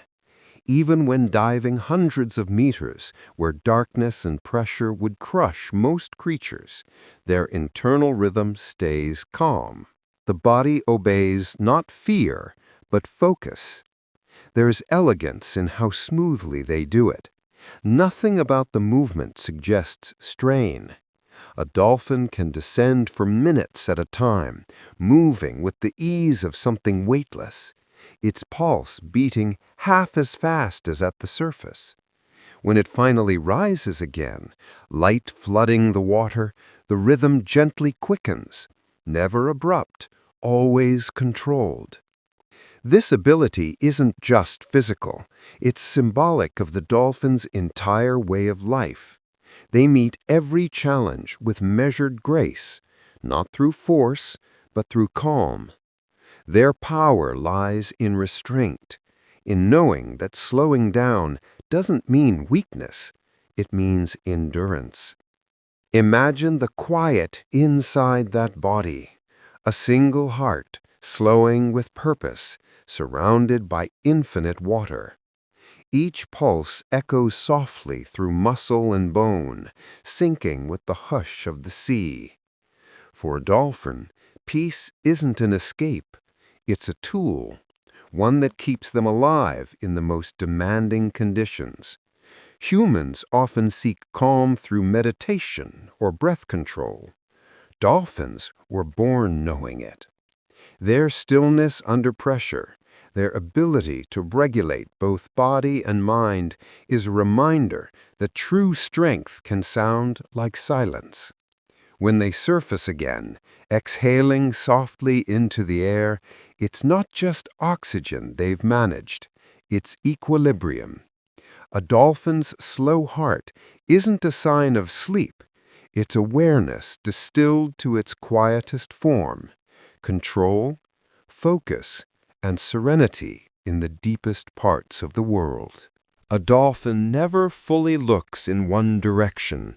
While one eye may gaze into the shimmering blue below, the other turns gently toward the light above, watching the surface, the sky, or a distant movement across the waves. It's as if the animal is living in two realities at once, the quiet deep and the bright world of air and horizon. This is no illusion. A dolphin's eyes can move independently, each controlled by separate muscles and nerves. One can focus downward, scanning the seabed for fish or shapes, while the other stays fixed upward, guarding against predators or tracking companions at the surface. It's a graceful form of multitasking that few creatures can match. In practical terms, this ability keeps them safe. The ocean is full of contrasts, light above, darkness below, and dolphins must navigate both. Independent vision allows them to detect threats from any direction without turning their heads or breaking formation. When they rise to breathe, one eye can already watch the surface before the rest of the body follows. Every movement is prepared, every glance measured.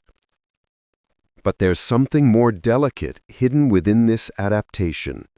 It's what allows dolphins to rest without losing awareness. During unihemispheric sleep, when half their brain rests and the other stays awake, the open eye watches over the world while its partner closes to dream. The eyes take turns just as the brain does. One side sleeps, the other observes, maintaining gentle vigilance even in peace. Seen up close, their gaze carries a calm intelligence, not darting or nervous, but steady, present. They don't seem to divide attention out of anxiety, but out of balance. One eye belongs to safety, the other to serenity. Together, they form a complete awareness, never frantic, never distracted. This dual vision paints a portrait of how dolphins live, alert but never tense, connected to both action and stillness. They can exist in the moment while keeping watch for what's beyond it. To them, perception isn't about focus, it's about harmony. Imagine floating there beside one, seeing what it sees. A world split by the surface, light bending above, color deepening below, sound surrounding everything. For a dolphin, that's not division, it's unity. One body, two eyes, two worlds, all part of one calm awareness. Perhaps that's why they always seem so composed. Their very design is a reminder of balance, that it's possible to live between worlds, attentive yet peaceful. The dolphin doesn't have to choose between safety and rest. It simply watches both, one eye open to the sea, one eye open to the sky. Across the years and shifting tides, some dolphins never forget each other. A bond formed in youth, through play, through shared journeys, through the quiet rhythms of the sea, can last for decades. They may travel apart for years, even join different pods, yet when they meet again, recognition is instant. One whistle, one glance, and the friendship returns as if no time has passed at all. In dolphin society, companionship is not a luxury, it's a lifeline. They live in social groups built on trust and cooperation. Within those pods, certain individuals grow inseparable. They swim side by side, hunt together, share food, and defend one another from threats.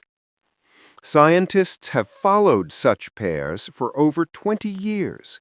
Friends who remain close across the seasons, their lives intertwined like twin currents.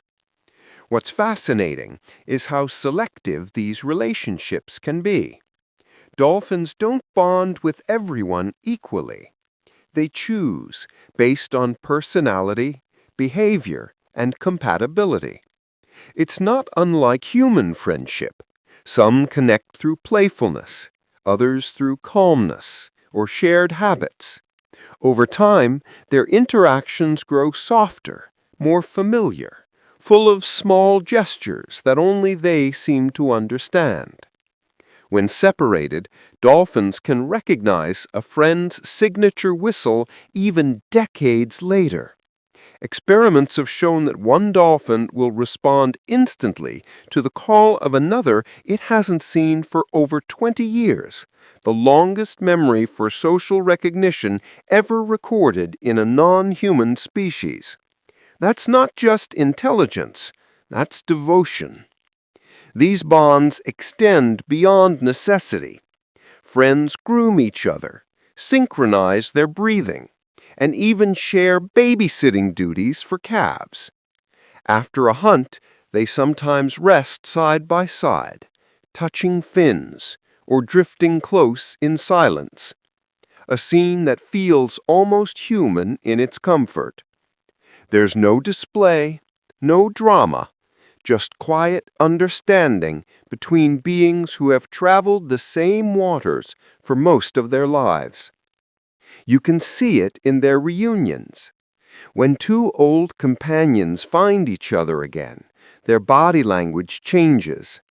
They circle closely, whistle repeatedly, and make small, joyful leaps, an unmistakable display of recognition.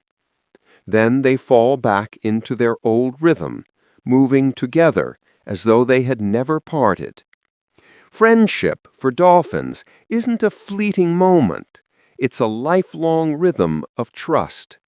It weaves through their memories, shaping who they are and how they move through the world. They remind us that intelligence alone doesn't make life rich. Connection does. Somewhere in the ocean, two dolphins that once grew up together may still be swimming side by side, their paths occasionally diverging, but never truly separating. Their loyalty isn't written in words, in movement. A lifetime of shared water, shared breath, and the simple, unspoken joy of finding a friend again. There are moments in the ocean that feel almost sacred.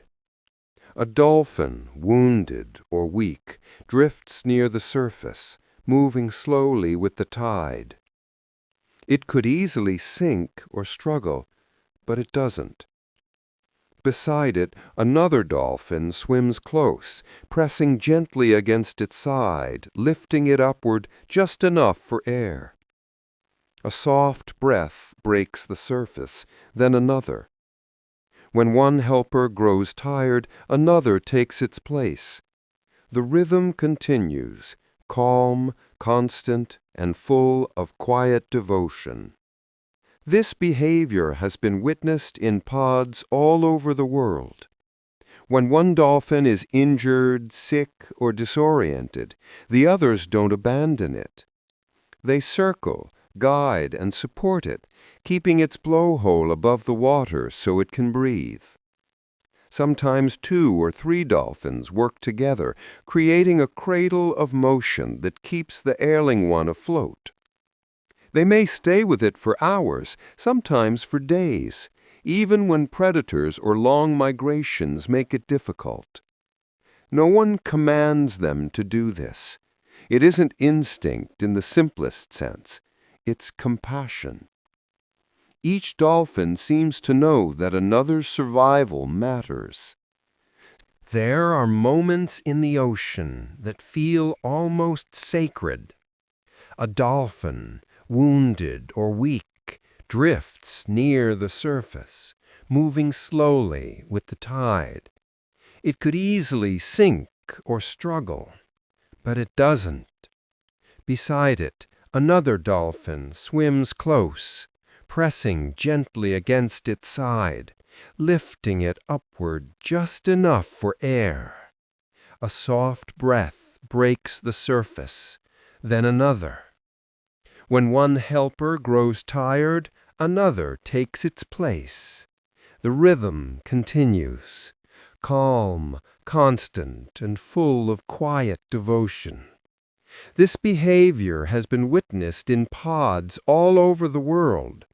When one dolphin is injured, sick, or disoriented, the others don't abandon it. They circle, guide, and support it, keeping its blowhole above the water so it can breathe. Sometimes 2 or 3 dolphins work together, creating a cradle of motion that keeps the ailing one afloat. They may stay with it for hours, sometimes for days, even when predators or long migrations make it difficult. No one commands them to do this. It isn't instinct in the simplest sense. It's compassion. Each dolphin seems to know that another's survival matters. Scientists call it epimelectic behavior, but that term barely captures the tenderness of what it truly is: empathy made visible. Their coordination is extraordinary.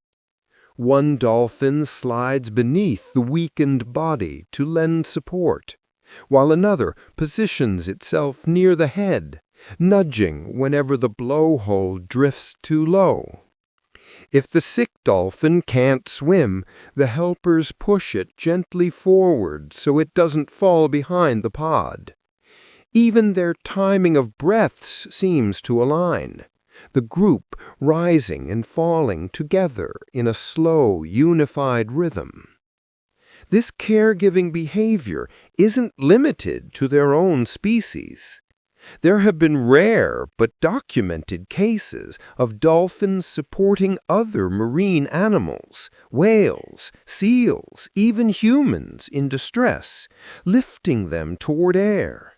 It's as though the instinct to help transcends survival and spills into empathy. For the dolphins themselves, this care isn't just moral, it's practical. A pod thrives through unity. By protecting the weak, they preserve social strength, trust, and cooperation.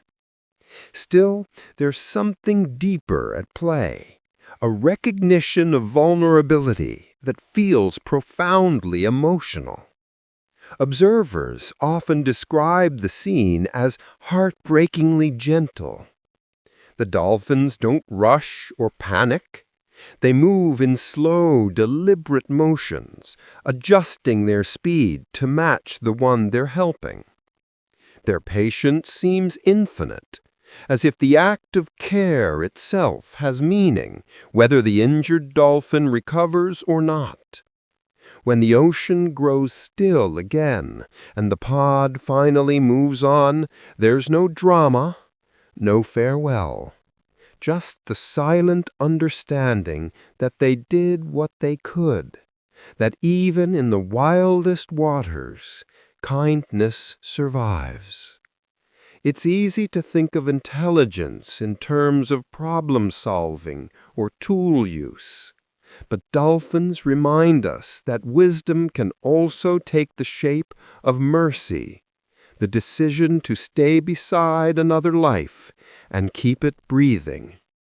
A mirror is a strange kind of magic.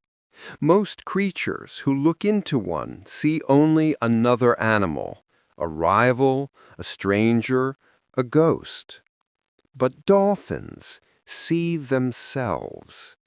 When they pass by a reflective surface, a polished panel, a clear window in an aquarium, or even the shimmer of still water, they pause. They turn, twist, and watch. The reflection moves as they move, and in that moment something extraordinary happens: recognition. Dolphins are among the few species on Earth proven to understand their own reflection. Alongside humans, great apes, elephants, and magpies, they've passed what scientists call the mirror test. When a mark is placed on their body where they can't normally see it, like near the fin or throat, they don't search for another dolphin to inspect it.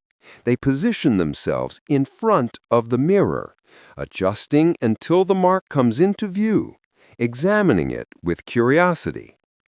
They know the reflection. A mirror is a strange kind of magic.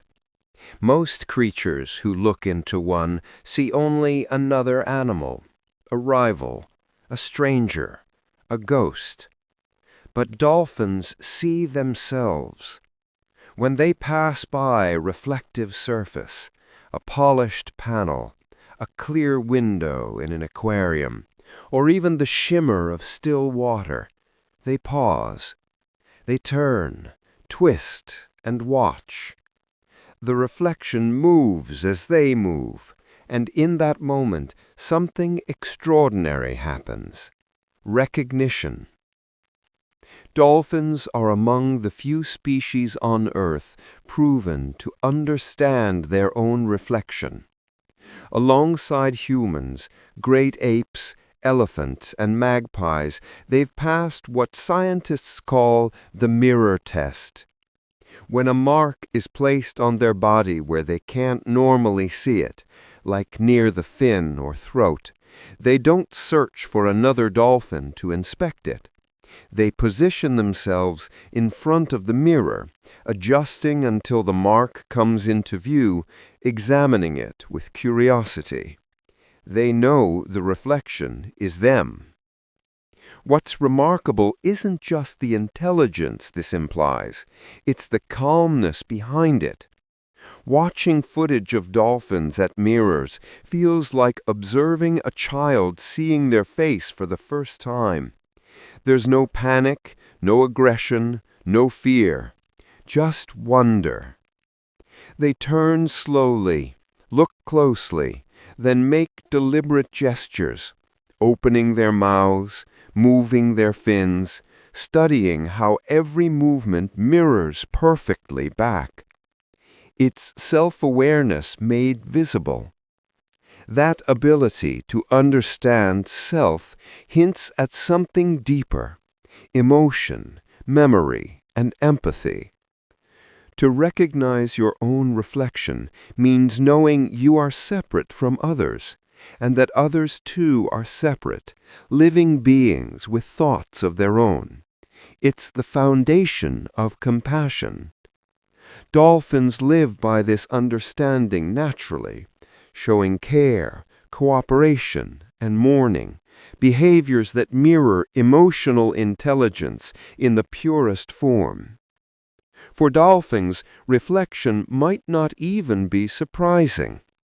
The ocean constantly mirrors them, light bouncing off waves, the silver surface shifting with their movements. Perhaps they've always known that what's reflected in the water belongs to them, that their image and essence travel together. When you watch a dolphin gaze into its reflection, it's easy to sense something familiar, not in how they look, but in how they see. There's curiosity, playfulness, and a quiet awareness that feels almost human. At that moment, the distance between our species seems smaller. Self-awareness can be a burden for humans, often tied to overthinking and doubt. But for dolphins, it seems peaceful, a gentle knowing, not a noisy one. They don't stare into the mirror to question who they are.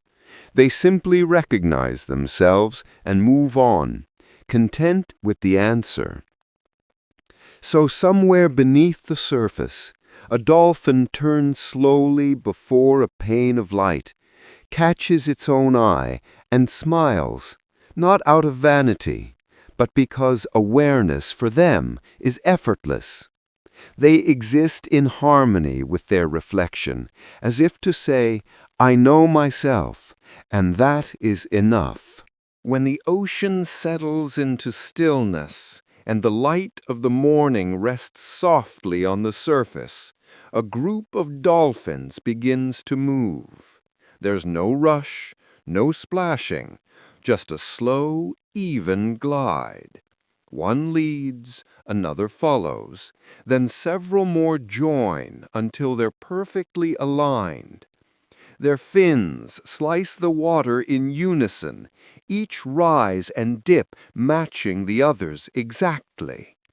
For a moment, they seem less like individuals and more like a single body, breathing and flowing with one calm heartbeat.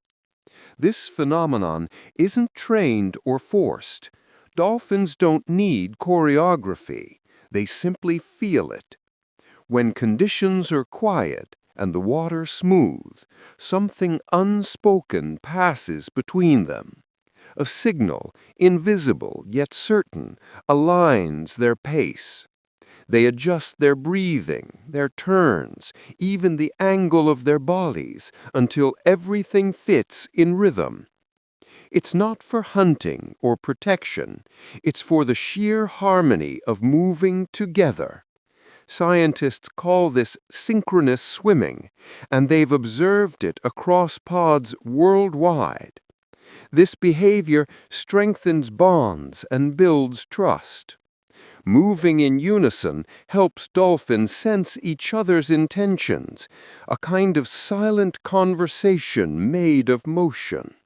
When they turn at the same time, they're not reacting, they're anticipating. It's awareness at its most peaceful form. From above, the scene is mesmerizing.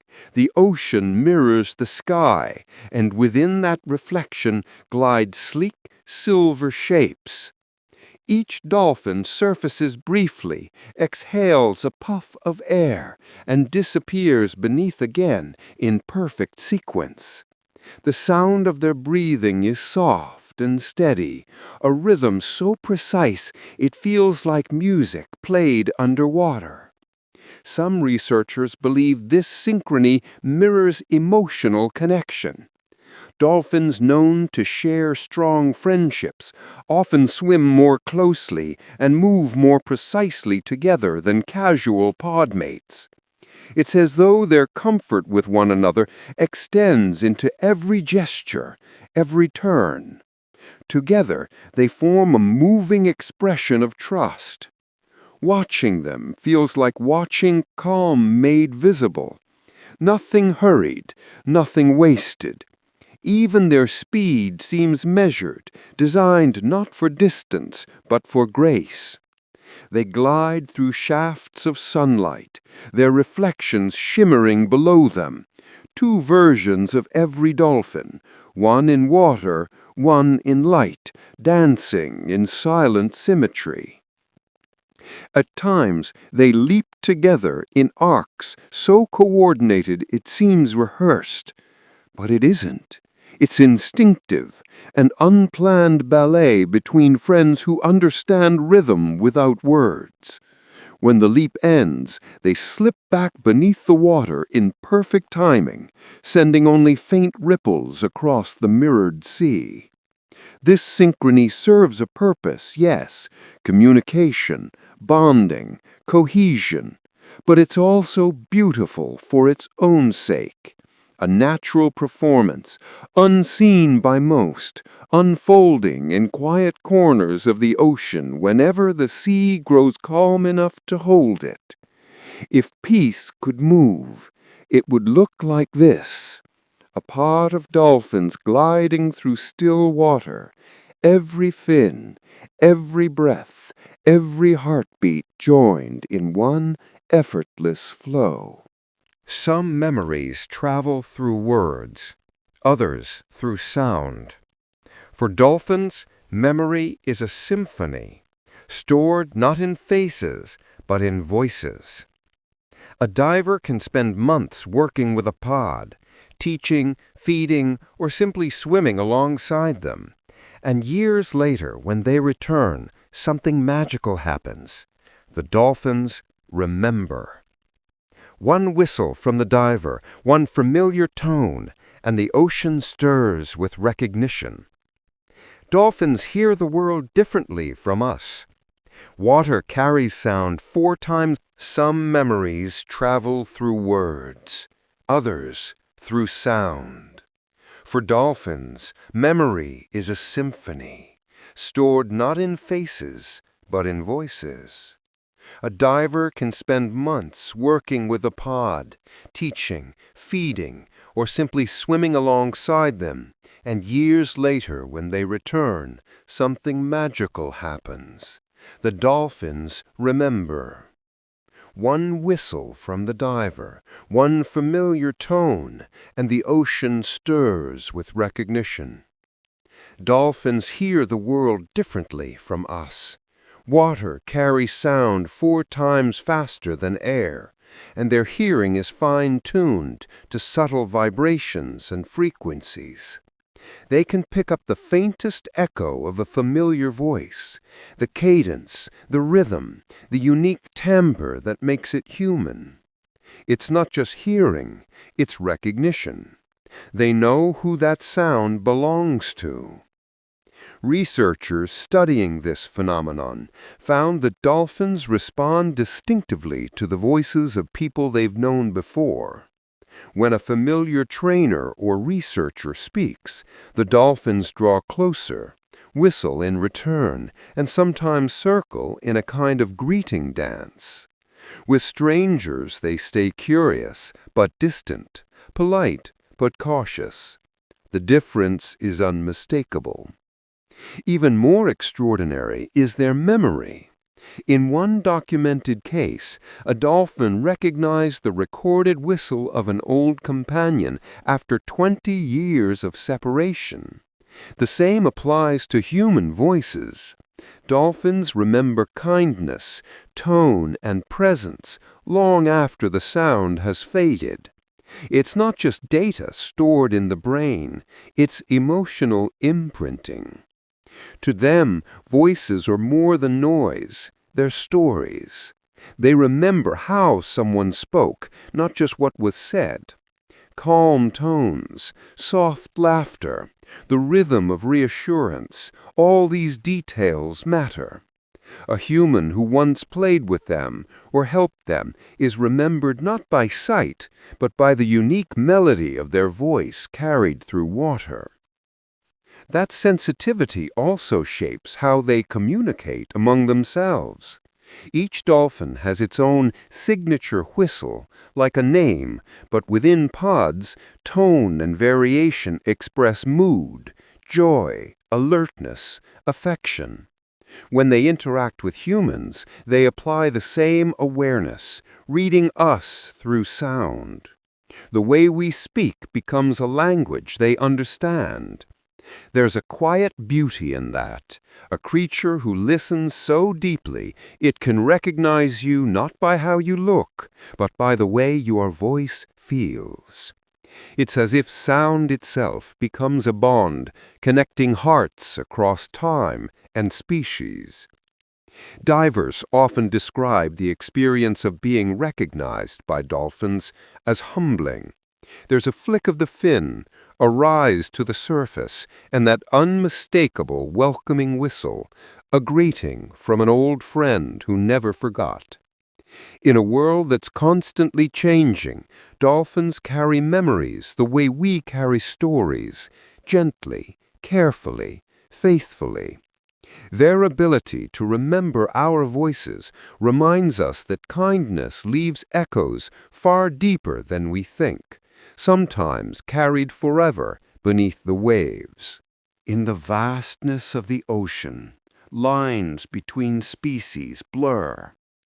A group of dolphins glides beside a pod of pilot whales, their bodies moving in rhythm, breaths rising in tandem. There's no hierarchy here, no borders, only a shared current, a shared direction. For hours, sometimes days, they travel together like a single family, stitched together by motion and trust. These gatherings are known as mixed species pods, and they're among the most beautiful social displays in the natural world. Bottlenose dolphins, spinner dolphins, pilot whales, and porpoises have all been observed mingling this way. They swim, hunt, and even play alongside one another, communicating through clicks and body language that seem to transcend language itself. Scientists aren't entirely sure what brings them together, but several ideas ring true. Some pods join forces for protection. There's safety in numbers, and different species bring different strengths. Pilot whales, for instance, can dive deeper. Dolphins are faster and more agile near the surface. Together, they cover every layer of the sea. Others form for social reasons, born of curiosity and friendliness. Dolphins are naturally drawn to novelty, new companions, new games, new ways of understanding their world. What's remarkable is the peace within these interactions. There's no competition, no conflict for food or territory. When they move as one, the ocean seems to hum with balance. They match each other's speed, adjust their formations, and sometimes even trade behaviors. Dolphins have been seen mimicking whale calls, and smaller species follow larger ones through currents, learning from their experience. Observers describe these encounters as gentle and almost ceremonial. A dolphin might weave through a group of whales, rubbing against them in greeting, while the whales respond with deep, rumbling calls that echo like thunder underwater. The scene feels ancient, different voices meeting in harmony rather than chaos. Over time, some of these alliances become familiar. Individual dolphins are known to rejoin certain whale pods during migrations, as though revisiting friends. Others stay only for a short stretch, then peel away to rejoin their own kind. Each meeting leaves an imprint, another thread in the complex web of ocean relationships. There's something profoundly hopeful about this. In a world built on difference, dolphins show that understanding can exist without sameness. They navigate the unknown not through dominance, but through openness. Their curiosity bridges gaps that language can't, proving that communication is as much about empathy as sound. When you picture them, the whale's dark forms below, the dolphin's silver bodies above, moving together through endless blue, it feels like a glimpse of perfect cooperation. The sea doesn't divide them, it unites them. And in their shared journey, they carry a message quieter than words, that harmony, at its truest, needs no boundaries. For dolphins, the world is made of sound. Long before their eyes catch light, their minds have already mapped the ocean around them, every curve of rock, every fish, every... For dolphins, the world is made of sound. Long before their eyes catch light, their minds have already mapped the ocean around them, every curve of rock, every fish, every drifting shell, drawn in pulses of clicks and echoes. They see not through vision, but through vibration, building pictures out of invisible ripples. It's a language of space, a quiet symphony of awareness. Echolocation is what scientists call it, a natural sonar system so refined that it borders on the miraculous. A dolphin emits a series of sharp clicks from deep within its forehead through a structure called the melon, which focuses sound like a lens focuses light. The clicks travel through the water, bounce off nearby objects, and return as echoes. Within fractions of a second, the dolphin interprets these echoes, forming an image so detailed it can tell not just where something is, but what it's made of and how it's moving. To us, sound feels abstract. To a dolphin, it's tangible. The echo of a fish might reveal the rhythm of its heartbeat, the density of its bones, or the softness of its skin. They can sense an object hidden behind another, or detect the air in a diver's lungs. What we see with our eyes in color and shape, they perceive in texture and motion. Imagine drifting through a world where every sound is a shape, the slow pulse of coral, the shimmer of bubbles, the soft hum of another dolphin nearby. In such a world, silence isn't emptiness, it's space waiting to be discovered. Dolphins live inside this constant hum of awareness, perceiving not only what's visible, but what lies just beyond. Even their social lives depend on sound. Through echolocation, they can identify friends, sense emotions, and maintain connection across distance. Each click becomes both a tool and a form of touch, reaching out, gathering information, and returning it as understanding. Echolocation also brings calm precision to their movements. When navigating through darkness or crowded reefs, they don't rush or collide. They glide, adjusting with perfect timing, their awareness forming a 3D image of everything around them. It's a form of mindfulness so complete that nothing escapes it, not a shifting current, not the faintest sound. In a way, echolocation turns the ocean into music. The dolphins move through notes instead of boundaries, hearing the shape of the world rather than merely seeing it. It's a way of living that values listening above all else. For humans, seeing feels like certainty. For dolphins, listening is certainty. They remind us that perception isn't only about looking harder. Sometimes it's about hearing more deeply. So when you picture them swimming through the dark blue deep, remember, they're not lost in shadow. They're surrounded by light made of sound, a quiet, perfect picture of the world that exists only for those who truly listen. At the edges of warm, shallow reefs where sunlight scatters like gold dust through the water, dolphins gather for a ritual that feels both playful and purposeful. They aren't chasing fish or showing off their speed. Instead, they move slowly, almost reverently, brushing their bodies against the coral below. The sight is mesmerizing, a pod gliding through a living garden, touching the world with care. For years, divers thought this was just curiosity, a bit of harmless play. But researchers began noticing patterns. The dolphins weren't bumping into corals at random. They were seeking out specific species, soft corals, gorgonians, and sponges known to contain natural antibacterial and healing compounds.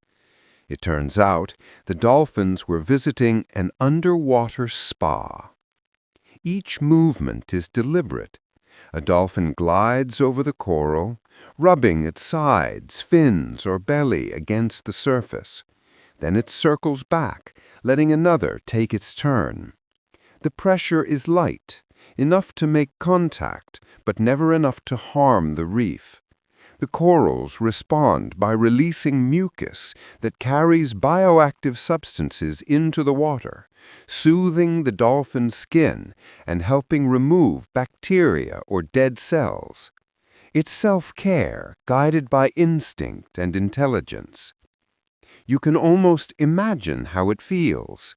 The texture of coral brushing against smooth skin, the warmth of shallow water, the weightlessness of being cared for by nature itself. Dolphins don't do this in haste. They move as if savoring the moment, slow, graceful, mindful. Every pass across the coral is a quiet dialogue between species. You heal me, I touch gently. Even young dolphins learn this ritual early. They follow their mothers, watching and mimicking the technique, rubbing themselves lightly against the same patches of coral. Over generations, the knowledge continues, not as a genetic reflex, but as culture, something taught and remembered. Few animals practice such learned healing behaviors, and fewer still do it with such gentleness. To the casual observer, it might look like a dance. Dolphins weaving between coral pillars, light shimmering over their backs, bubbles rising in slow streams. But it's more than beauty. It's wisdom, an understanding that balance keeps life healthy, and that even the smallest creature, a coral polyp, a sponge, has a part in the ocean's harmony. When they're finished, the dolphins drift away, clean and calm, their skins smooth and renewed. The coral garden sways quietly behind them, untouched, glowing in filtered light.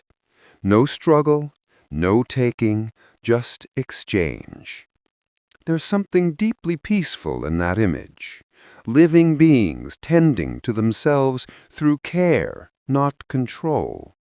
In a world where survival often looks harsh, dolphins remind us that it can also look gentle. A slow glide through sunlight and color, healing with every brush of the sea. In the dim stillness of the ocean, beneath a halo of light filtering from above, a mother dolphin begins to move more slowly. Her companions stay close, circling gently, their presence quiet and protective. She's about to bring new life into the sea. There's no sound, no frenzy, only calm, deliberate motion. When the calf emerges, something remarkable happens. It comes into the world tail first.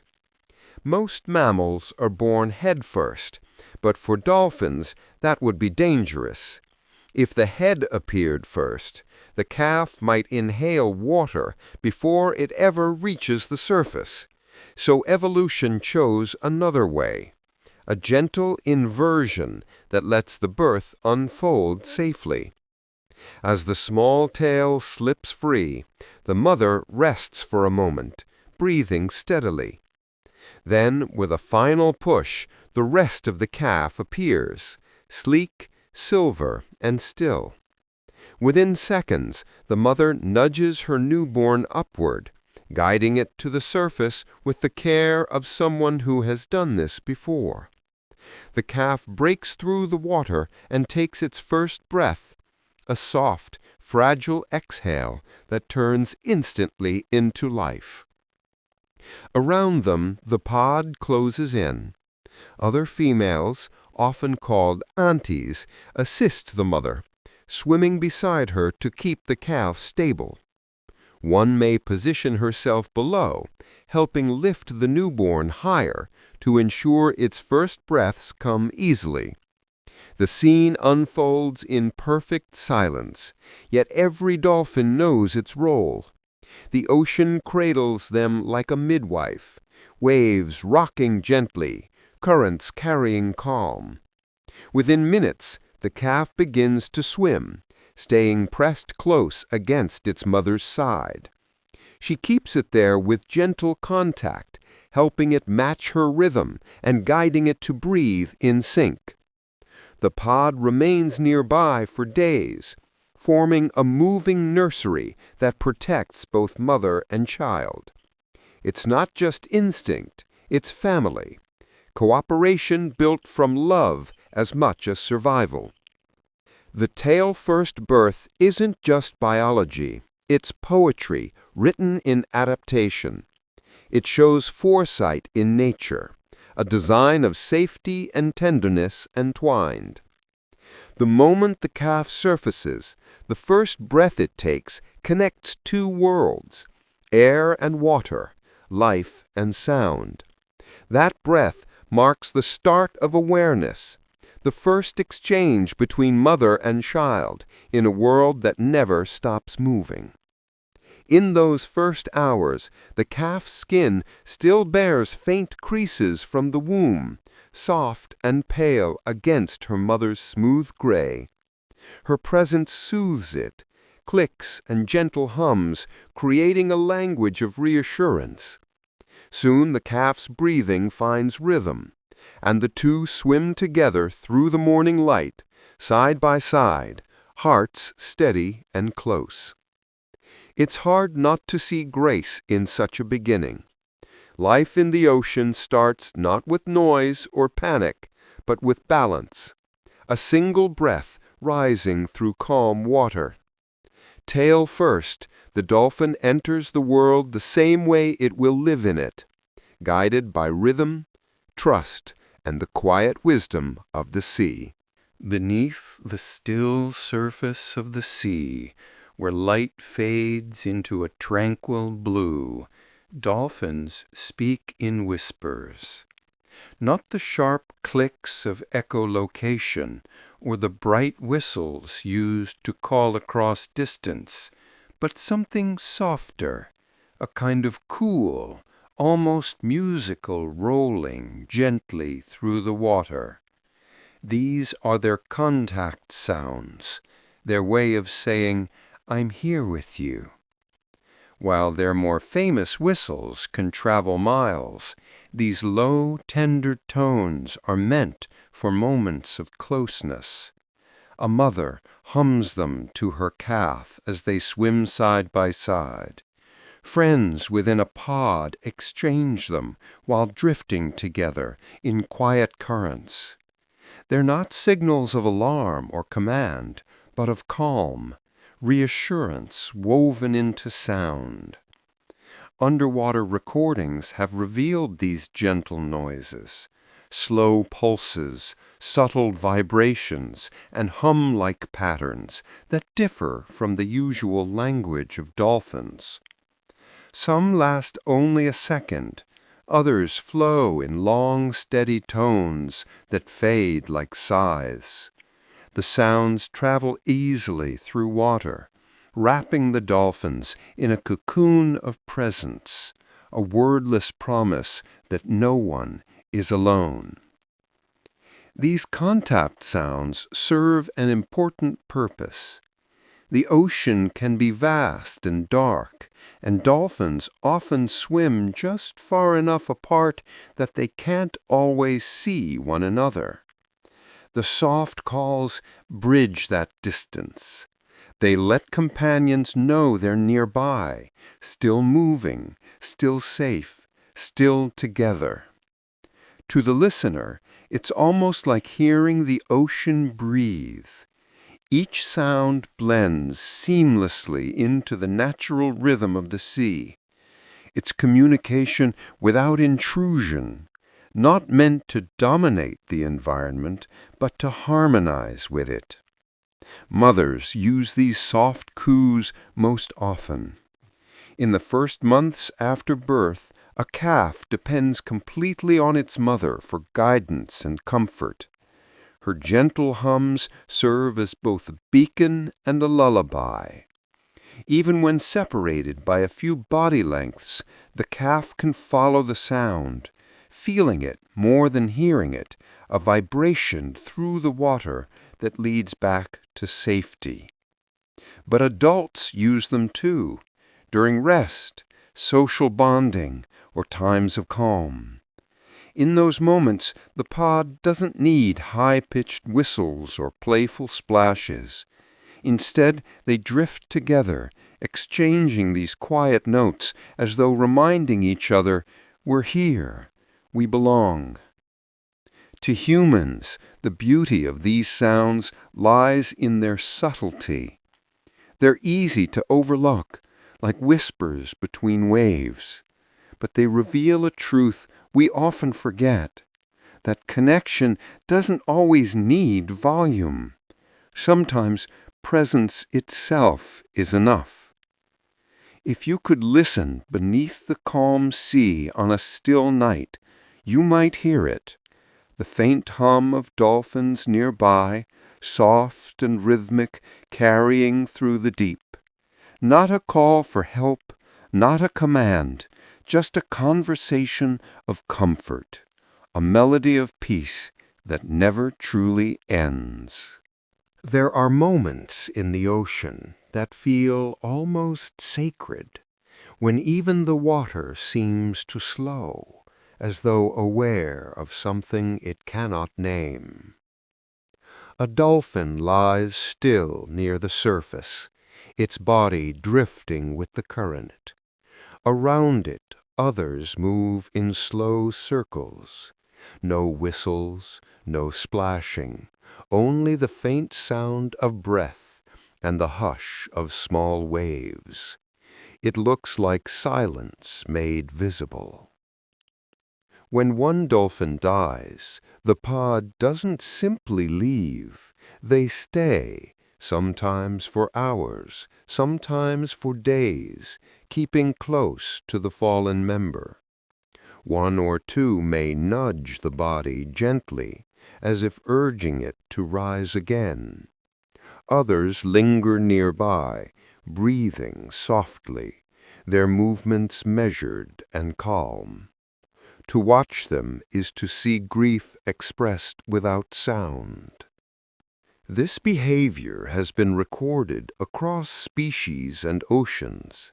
Scientists call it vigil behavior, but the word hardly captures the tenderness within it. Mothers have been seen carrying their dead calves for miles, balancing the small body carefully on their rostrum, surfacing again and again so it can breathe. The image is heartbreaking, a gesture that shows understanding or perhaps hope that life might return. It's not mere instinct. There's no survival advantage in staying. In fact, remaining near a lifeless body can draw predators or slow migration. Yet dolphins do it anyway. They seem to recognize the difference between sleep and death, to sense the absence where presence used to be. Their circling isn't confusion, it's acknowledgement. The other members of the pod often join the mother or the companion, swimming nearby as though forming a protective boundary. The water between them feels heavy, filled with unspoken connection.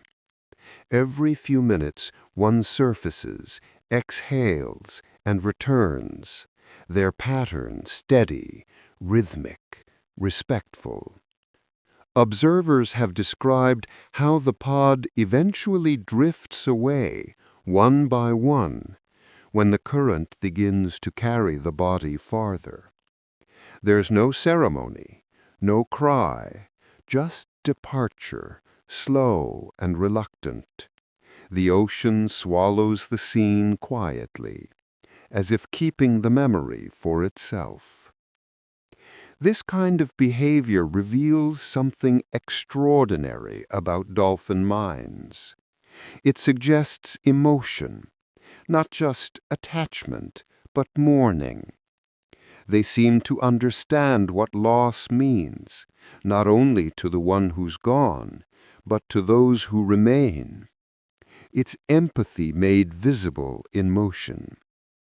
And perhaps it's fitting that their grief is expressed in circles, not in whines, not in endings, but in loops, as though love in the ocean never truly disappears.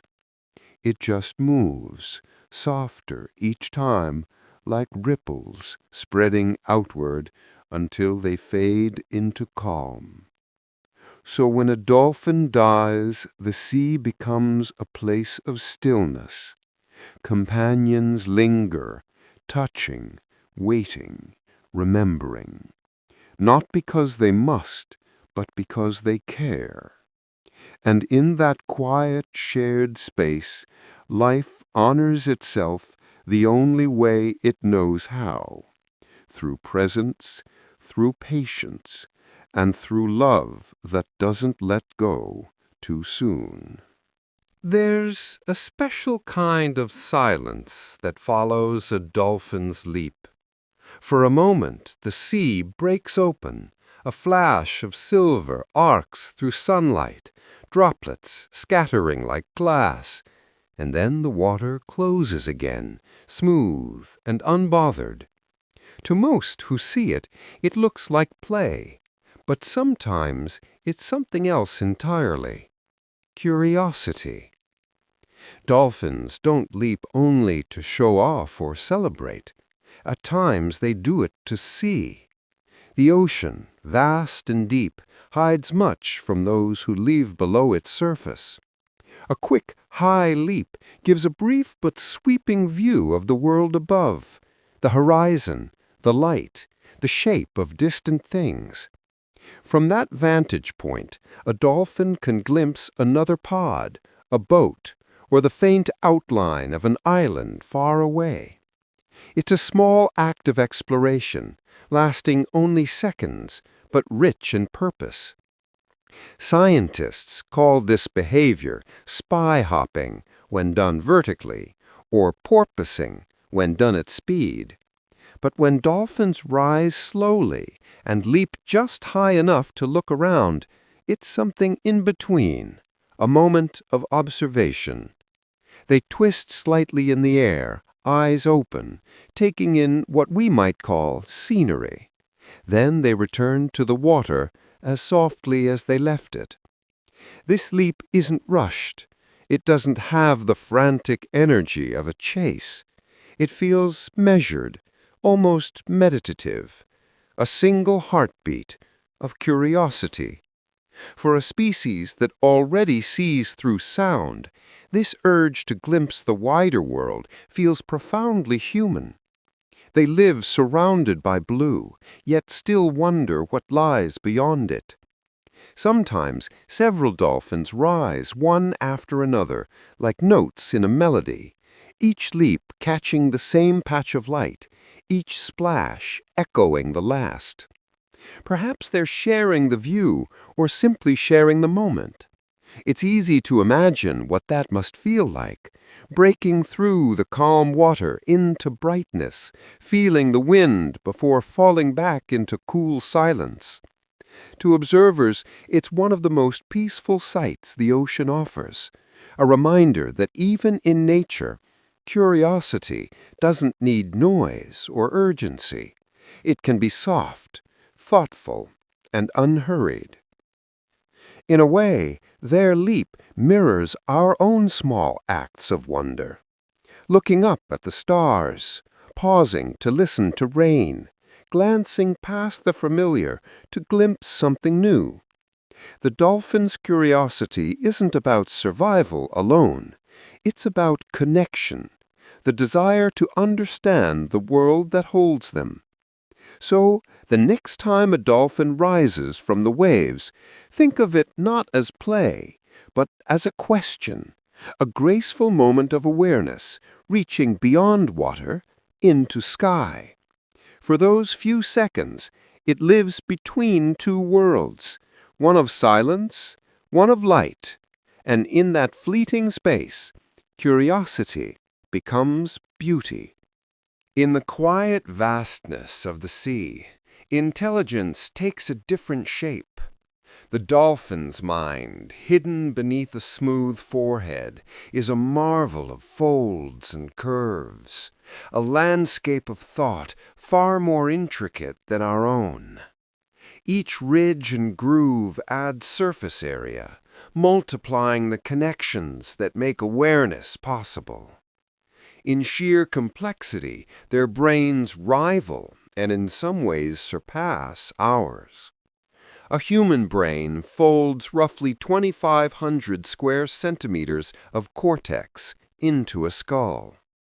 A dolphin's folds stretch far beyond that. Dense, elaborate, beautifully coiled. To scientists, it's not just size that matters, but pattern. These folds increase communication between regions, allowing emotional depth and social understanding to flourish alongside memory and sensory perception. Dolphins live in a world that demands this kind of intelligence. They navigate vast oceans, communicate through hundreds of distinct sounds, and form friendships that last decades.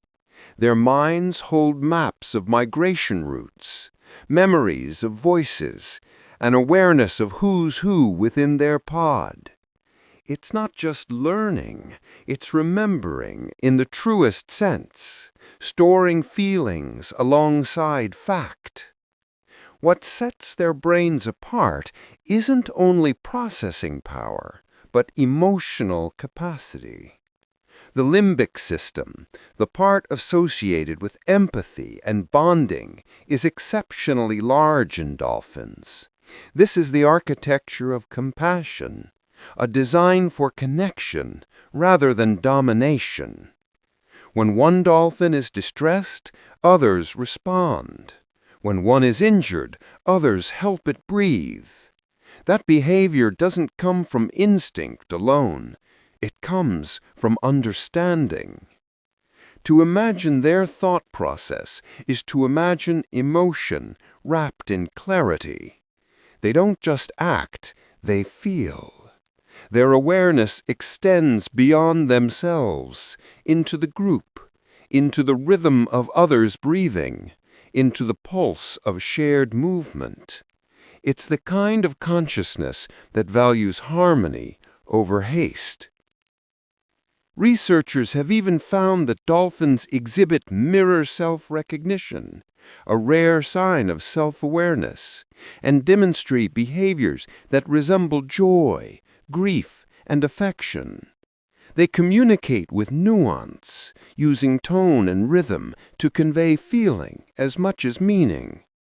Their brains, shaped by millions of years underwater, are instruments of empathy tuned to the frequency of life itself.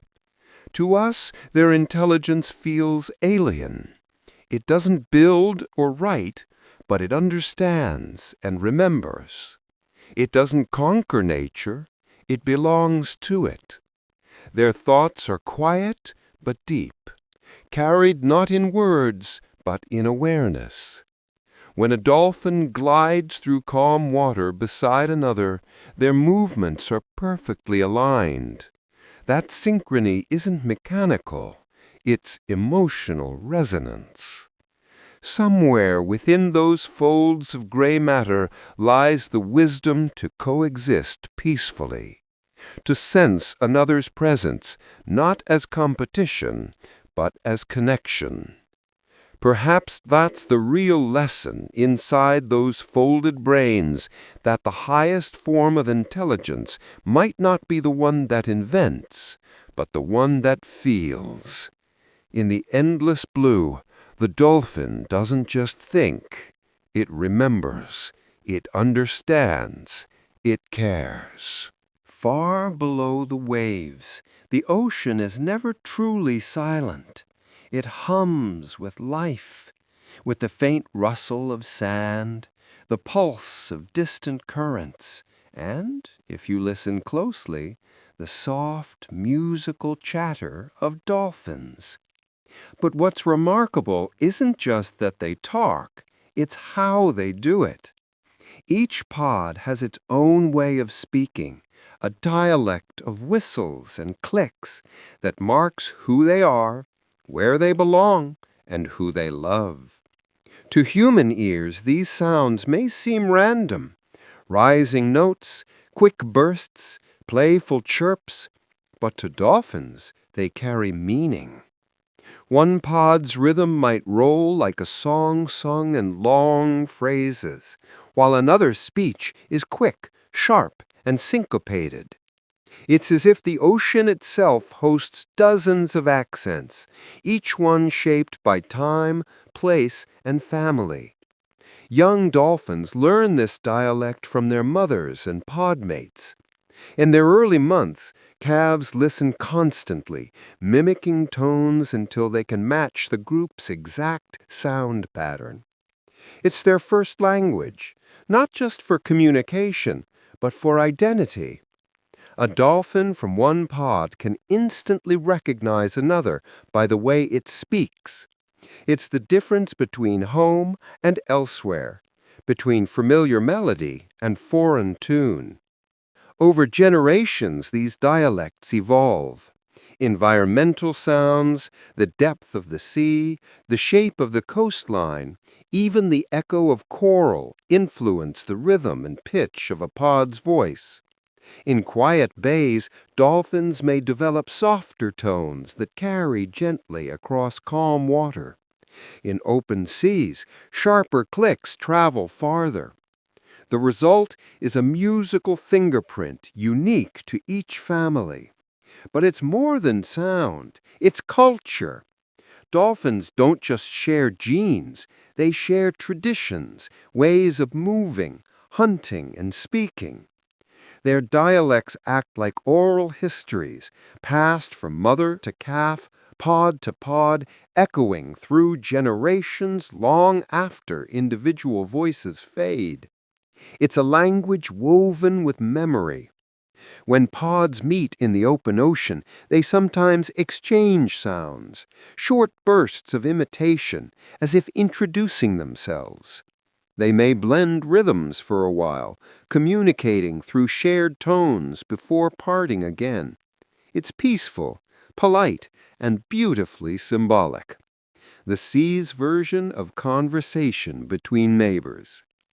To imagine this world is to imagine an underwater symphony, each family playing its own melody.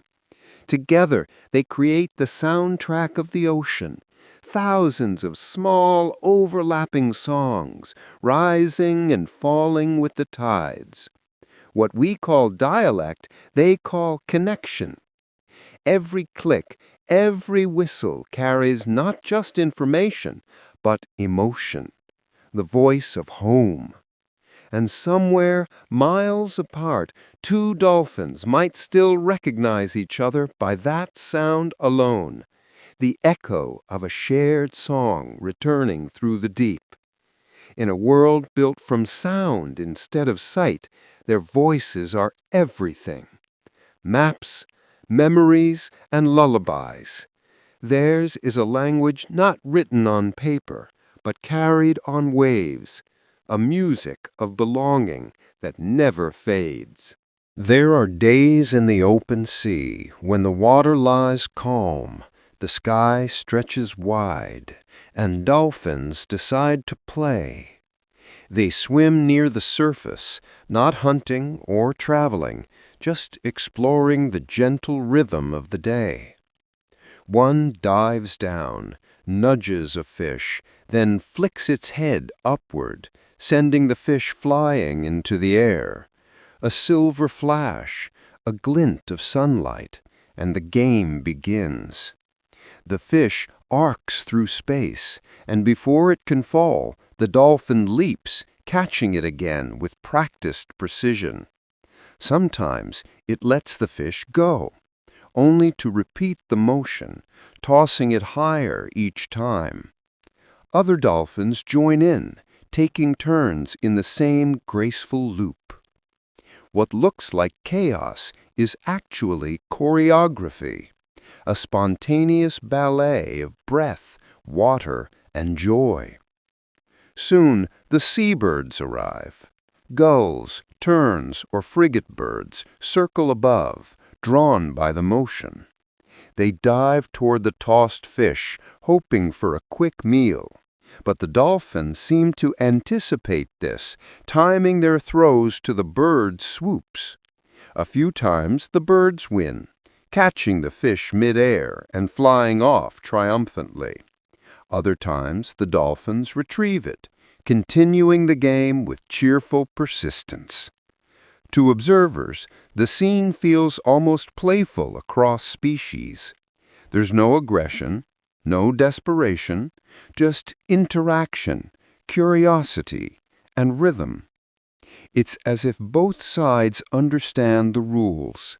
The dolphins toss, the birds chase, and the ocean watches quietly as laughter ripples through movement. This behavior isn't rare. Around coasts and islands worldwide, dolphins have been spotted turning the sea into a playground, tossing fish, passing seaweed between them, even creating games that seem to have no goal other than enjoyment. Their intelligence gives them the luxury of curiosity. Their hearts give them the instinct for fun. Play in nature is often rehearsal, a way to practice skills or strengthen bonds. For dolphins, it's also a connection. When they toss fish or drift alongside birds, they're interacting beyond species lines, exploring relationships that have nothing to do with competition. It's life acknowledging life simply for the joy of it. There's a calm beauty in how it unfolds. The sea reflects the sky. Birds dart above. Dolphins rise through the mirrored water. And for a moment, everything, air, light, motion, feels in harmony. No command, no chaos, just coexistence in rhythm. Scientists often speak of play as a sign of intelligence, but perhaps it's also a sign of peace, of creatures so secure in their world that they have time to celebrate it. The dolphins' game with the birds isn't survival, it's celebration. And when the game finally ends, the fish gone, the birds drifting away, the dolphins sink quietly back beneath the surface, their reflections vanishing into blue. The ocean closes, but the feeling lingers that even in the wildest places, joy can be gentle and play can be poetry. The ocean hides 1,000 quiet lessons, and dolphins have mastered the art of passing them down. In certain shallow bays off Australia's coast, you might see a dolphin diving with something peculiar on its nose, a small cone-shaped sea sponge. At first glance, it looks playful, even whimsical, but this isn't decoration or distraction. It's a tool and a story of teaching as old as the sea itself. Among the sandy seafloors where sharp coral and hidden shells wait, food lies buried, small fish hiding beneath sediment, tucked between rocks. To reach them, a dolphin must nudge and probe with its rostrum, but those same rocks can scrape, sting, or injure. Somewhere, long ago, one clever dolphin found a solution, a sea sponge, soft yet sturdy, pressed over the nose like a glove. It allowed safe foraging without harm. And then she taught her calf. This behavior, called sponging, isn't instinctive. Not every dolphin does it, and it doesn't appear automatically at birth. Mothers demonstrate it slowly, patiently. The calf watches as she finds a sponge, fits it perfectly over her snout, and begins to forage. It learns through observation, imitation, and repetition, the same way human children learn by watching their parents. Over time, sponging became more than survival. It became tradition. In some dolphin communities, mostly females practice it, passing the knowledge like inheritance. Young dolphins spend years alongside their mothers, not just learning where to find food, but how to approach the sea with caution and thought. Each movement carries the echo of wisdom learned from another generation. Scientists were astonished when they discovered this. Tool use had long been considered a hallmark of primates, birds, and humans, but dolphins quietly proved that culture doesn't belong to land alone. What they do underwater mirrors what we do on land. Protect, teach, remember. And it's not just the act that's beautiful, it's the patience within it. A dolphin mother doesn't rush. She repeats her motions, waiting until her calf understands, until it mimics her perfectly. The lesson isn't just about safety, it's about mindfulness. The sponge is more than a tool. It's a symbol of gentle intelligence, of learning shaped by love. Even when the calf grows older and swims alone, the memory of that teaching remains. Years later, it may still place a sponge on its nose before diving, a small echo of its mother's care carried forward. In the quiet blue, where sound travels farther than light, teaching becomes touch, rhythm, and presence. A mother's movement becomes language. A lesson becomes legacy. It's easy to forget how much life under the surface mirrors our own. Parents guiding, children watching, knowledge shared not through words but through trust. In that exchange, the dolphin shows us something universal, that wisdom is not the privilege of humans, but the gentle inheritance of every caring creature who teaches another how to live safely, kindly, and well. There's a moment, often just before dawn, when the sea holds its breath. The waves are low, the wind still, and in that suspended quiet, a pod of dolphins drift slowly near the surface. They aren't asleep, not entirely, and yet they aren't awake either. Each one moves in perfect rhythm, rising gently to breathe, then sinking again into stillness. The sound that breaks the silence isn't a splash or whistle, but something softer, the calm exhale of life at rest. When dolphins rest, their breathing becomes almost meditative. Every few minutes, a faint puff marks the surface, a slow, steady sigh through the blowhole, followed by a short, smooth inhale. The timing is precise, never hurried. The ocean's pulse and their own seem to blend, forming a single shared rhythm. Unlike humans, dolphins can't sleep completely. They must stay partly conscious to breathe and watch for danger. So they let one side of their brain rest while the other remains awake, alternating throughout the night. The result is a state of balance, half awareness, half dream, where every breath is deliberate. In this stillness, their movements soften. They drift in pairs or small clusters, often close enough that their fins touch lightly in reassurance.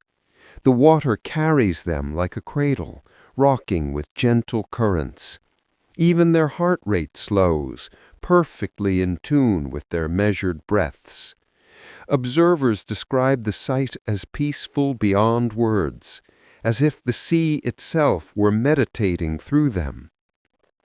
The rhythm of their breathing is so consistent that it resembles a mantra, a natural form of mindfulness. Each exhale releases the tension of movement. Each inhale restores calm awareness. For the dolphins, this isn't a learned practice. It's simply how they exist, aware but tranquil, resting without ever fully disconnecting. There's wisdom in that balance. To rest without forgetting the world, to stay conscious but untroubled. It's a state many humans try to reach through meditation. Dolphins live it every day, teaching us that calm doesn't mean absence of thought. It means harmony between stillness and presence. If you could float beside them in that hour, before the first light touches the surface, you'd hear the rhythm clearly. A soft breath here, another there, perfectly spaced, perfectly calm. No tension, no rush, just being. As dawn rises and the sea brightens, the pod slowly stirs. Their breathing grows a little quicker, their motion a little more playful. But for that quiet span of night, they exist in a world without worry, only rhythm, water, and breath.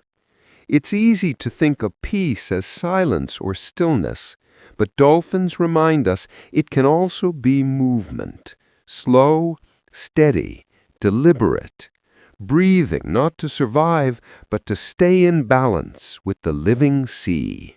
In a world as close-knit as a dolphin pod, there are bound to be moments of friction, competition for food, space, or attention. But unlike many animals, dolphins rarely let conflict turn violent. They've learned a different way, the quiet art of distance, the language of calm. When tension rises, the water doesn't erupt with aggression. Instead, the energy changes, a subtle shift in movement, a pause in play, a gentle turning away. Dolphins communicate through motion more than force. A flick of the tail, a slow roll of the body, a brief widening of space, these are their words for enough. One dolphin may swim slightly apart, giving the other room to breathe. Within minutes, the mood settles like stirred sand drifting back to the seabed. Scientists studying dolphin pods have been struck by how rarely they fight. Even when dominance must be established, it's done with restraint. Their interactions carry signals of awareness, a sense that peace serves them better than victory. Physical aggression wastes energy and weakens the pod's unity, while calm resolution keeps their bonds strong. Their communication is rich in nuance. A dolphin can express irritation without violence, an abrupt movement of the head, a sudden stillness, or a change in whistle tone. The other understands immediately and adjusts. There's no shouting match, no escalation. Instead, they create distance, allowing emotion to cool. Then, just as quietly, they close the space again, returning to gentle synchrony. This restraint isn't indifference, it's intelligence. Dolphins live by cooperation, hunting together, protecting calves, navigating long migrations as one. Harmony is survival, and every action reflects that truth. They seem to understand instinctively that peace must be maintained, not enforced. Observers have seen pairs that once showed tension, later swimming side by side again, brushing fins as if nothing had happened. The gesture isn't apology or submission. It's reassurance. It says, we are still together. The ocean is big enough for both of us. Even among young dolphins, disputes over play or food are brief. A calf may nip or push another, but the correction is quick, followed by a return to balance. Mothers guide this learning quietly, teaching their young that strength lies in self-control. In their world, silence carries meaning. There's no need for spectacle. The ocean rewards those who move with its rhythm, not against it. And dolphins, perhaps more than any other creature, have mastered that rhythm. understanding that calmness is not weakness but wisdom. If you could drift beside them after one of these moments, you'd never know tension had passed. The pod moves as one again, graceful, unhurried, perfectly in sync. The ocean carries no memory of conflict, only the soft exhale of peace restored. Maybe that's the lesson they offer us, that not every disagreement needs to end in noise.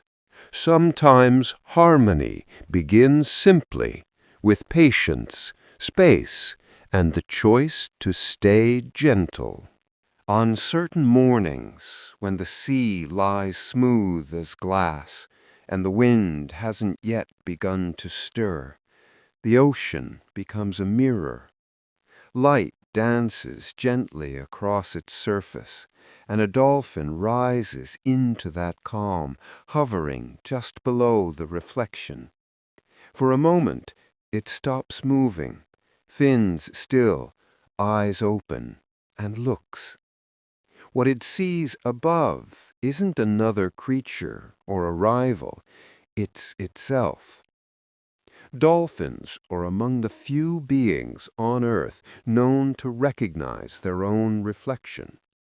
In aquariums and research settings, they've passed the mirror test, turning, twisting, inspecting parts of their bodies they can't normally see, realizing that the image in front of them is not another dolphin, but them. But in the wild, the ocean offers its own mirror. Calm water reflects perfectly, and dolphins seem drawn to that quiet surface as if aware that it holds a familiar presence. Observers have watched them approach still water with surprising care. They rise slowly, almost reverently, aligning their heads just beneath the surface so that light reflects evenly. Then they move gently side to side, studying how their own image shifts and shimmers. A tilt of the head, a flutter of the fin, a pause, and the reflection moves in kind. The realization seems to amuse them, sometimes even delight them. It's not vanity, it's curiosity, a peaceful exploration of identity. They appear to test what happens when they make small motions or when ripples distort their features.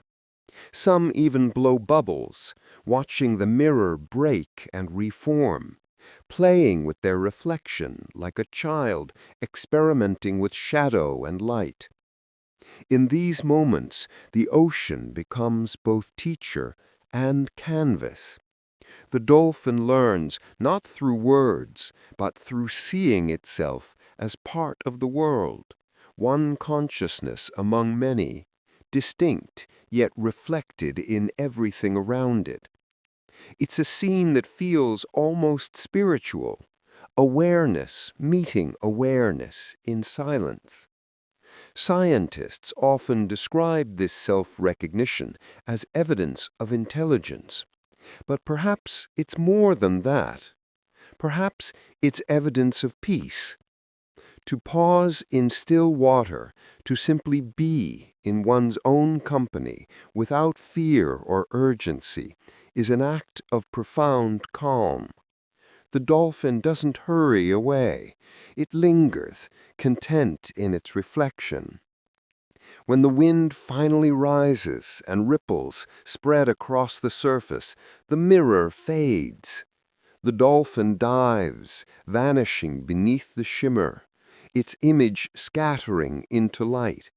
But the moment remains, a memory written in water, a glimpse of a creature who not only lives in the ocean, but understands itself within it. If there is beauty in self-awareness, dolphins embody it quietly. No words, no mirrors of glass, only still water, sunlight, and the simple grace of knowing who you are when the world grows calm enough to show you.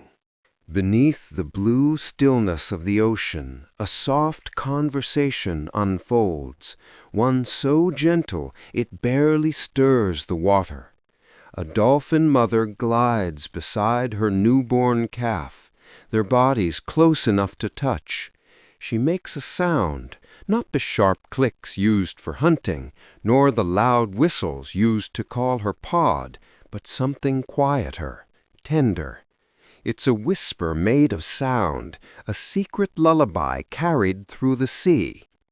For the first weeks of life, dolphin mothers speak differently. Their clicks soften, lowering in volume until they barely travel beyond the calf's side.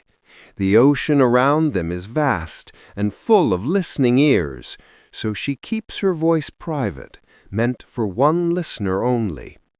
Each calf learns this sound, the rhythm, the tone, the gentle pulse as its mother's signature comfort. Scientists who have recorded these exchanges describe them as acoustic whispers. The clicks are intimate, low, and rhythmic, repeated in soft patterns that calm the newborn and help it recognize her voice. When the calf drifts a little away, she clicks again, a sound of reassurance, a thread that guides it home. In these first months, sound is everything. The calf can't yet swim far or navigate on its own. It learns through listening, its mother's breaths, her hums, her movements through the water. The whispered clicks tell it when to rise for air, when to follow, when to rest. Each tone carries meaning, but more than that, it carries love. To hear these whispers underwater is to hear trust itself. They echo softly between two hearts, mother and child, their world enclosed by sound rather than walls. The mother never shouts. She doesn't need to. Her calf knows her voice the way a heartbeat knows rhythm, instinctively, completely. As the calf grows stronger, the whispers begin to change. They become clearer, louder, more like the full language of dolphins. But the early patterns, those first lullabies, stay in memory. Even years later, the calf can recognize that sound if it hears it again. It's the first bond formed and the last one forgotten. There's something almost human in the tenderness of it, the desire to protect, to teach, to soothe without startling. The ocean may be vast, but in that small circle of sound between mother and calf, it becomes a cradle. The waves rock gently above. Light ripples across their skin like the flicker of candlelight, and through it all, the mother's quiet clicks pulse like a heartbeat, steady, safe, eternal. Somewhere in the deep, a calf sleeps against its mother's side, comforted by a rhythm only it can hear. No words, no melody, yet somehow the meaning is clear. You are safe. You are loved. In the soft, sunlit blue, where the water turns warm and slow, two dolphins glide toward each other. There's no chase, no rush, no sound.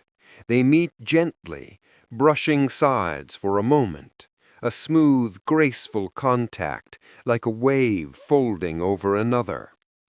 Then they drift apart again, calm and content. It's not a game, it's a greeting. Among dolphins, touch carries meaning deeper than words. They rub their bodies together in quiet moments, a gentle pass of the side, a soft nudge of the fin, a slow circle around a companion. It's how they say hello, how they say, I remember you, how they say, we're still connected. In a world of constant motion, these small gestures hold everything steady. Observers often describe these interactions as underwater hugs. When two dolphins reunite after time apart, they might swim belly to belly for a few seconds, or let their fins brush together as they move in sync. Sometimes one presses lightly against another's side, as if to anchor the moment.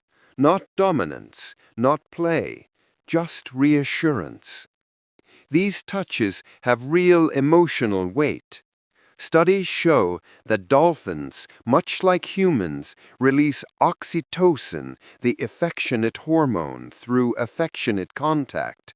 Their touch calms tension, reaffirms friendship, and restores harmony after conflict. It's communication without sound, empathy written through motion. Even calves learn this language early. They rest against their mothers constantly, comforted by the rhythm of her movement. Later, as they join the pod, they begin to grate others the same way, rubbing gently to form new bonds. The behavior carries into adulthood, woven into daily life, not as habit, but as expression. If you watch a pod from above, you'll see these touches forming a quiet choreography. Pairs drift together, separate, then join again, like dancers in slow current. No splashes, no competition, just calm gestures of belonging. In those moments, the ocean feels softer, less vast, as if the water itself joins in the embrace. Humans speak of affection in words. Dolphins speak it in silence. Their gestures remind us that connection doesn't need volume. It only needs sincerity.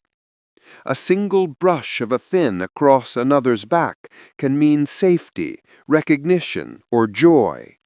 It's easy to imagine how it feels, the smooth contact of skin against skin, the warmth of another body close by in cool water, the comfort of being known.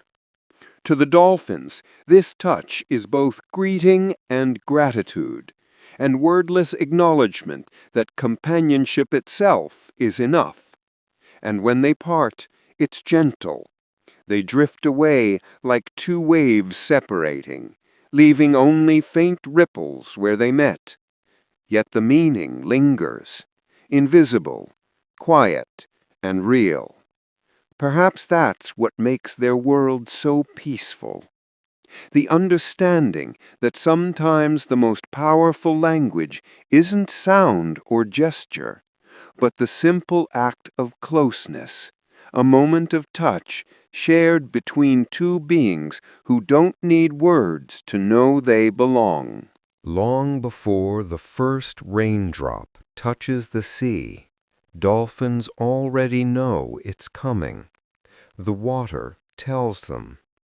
Somewhere deep in the quiet blue, the pressure shifts, ever so slightly, as the atmosphere above begins to stir. To us, it's invisible. To them, it's a whisper. Dolphins feel the world through more than sight or sound.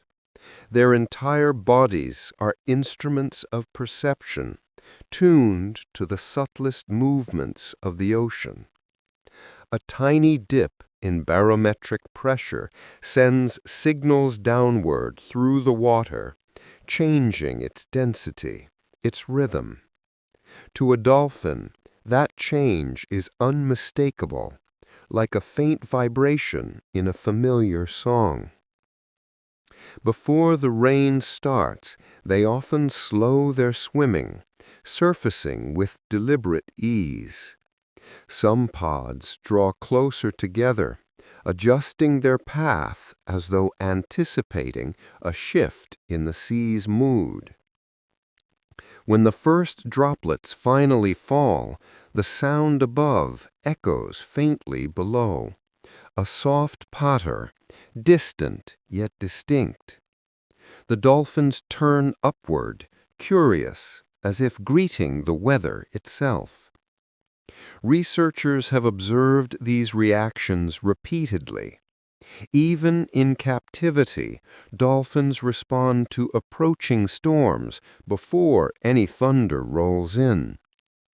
Their sensitivity to pressure changes is linked to the same systems that guide their navigation: the inner ear structures and specialized skin receptors that interpret vibration and flow. For them, the ocean isn't background, it's communication. Every current, every ripple, every drop carries meaning. When rain finally begins, dolphins don't hide. They often swim near the surface, weaving through the patterns of falling water. The rain forms a shimmering curtain above them, and they seem to explore it, surfacing into the drops, exhaling softly, then diving again into calm. It's as if they experience weather not as threat, but as texture, another rhythm of the living world. To live like this is to exist in perfect awareness, connected to something both immense and gentle. The dolphin's gift isn't supernatural.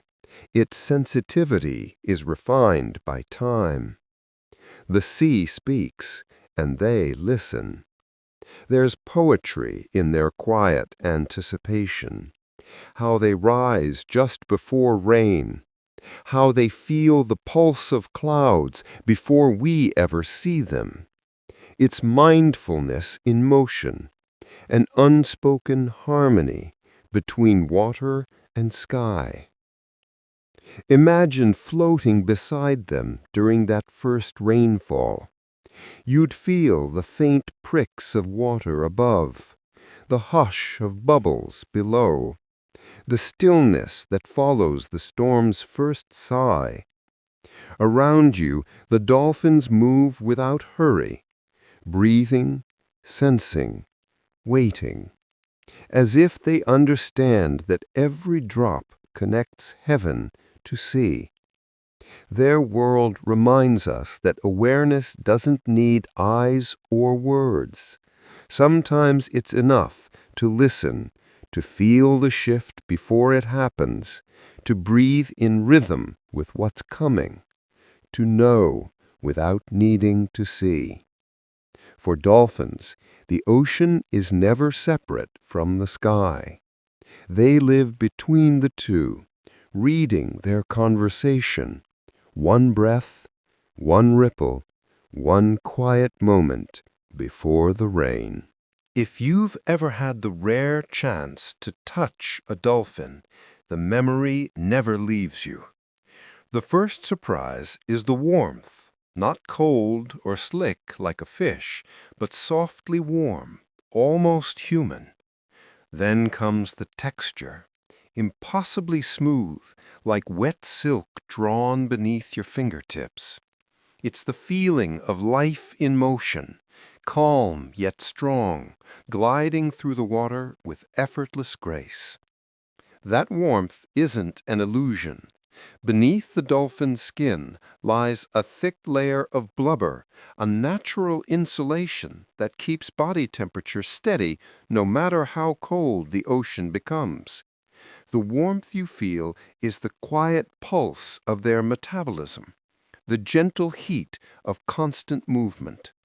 In the vast coolness of the sea, a dolphin carries its own small sun within. Their skin itself is a marvel.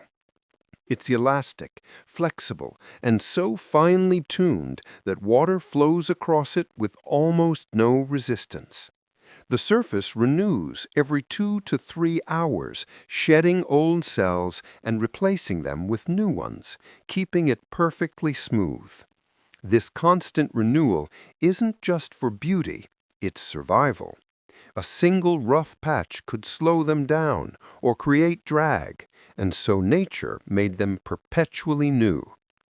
But to humans, what stands out most isn't the science, it's the sensation. The first moment of contact feels alive. The warmth radiates gently, the skin yielding slightly to touch, yet firm underneath, like something between muscle and silk. It's not like petting an animal, it's like touching calm itself. Marine researchers often describe the experience with reverence. It feels like liquid muscle, one said, alive, warm, and kind. That impression lingers, not just of texture, but of energy. A dolphin seems to carry serenity in its skin, as if the peace of the ocean has become part of its body.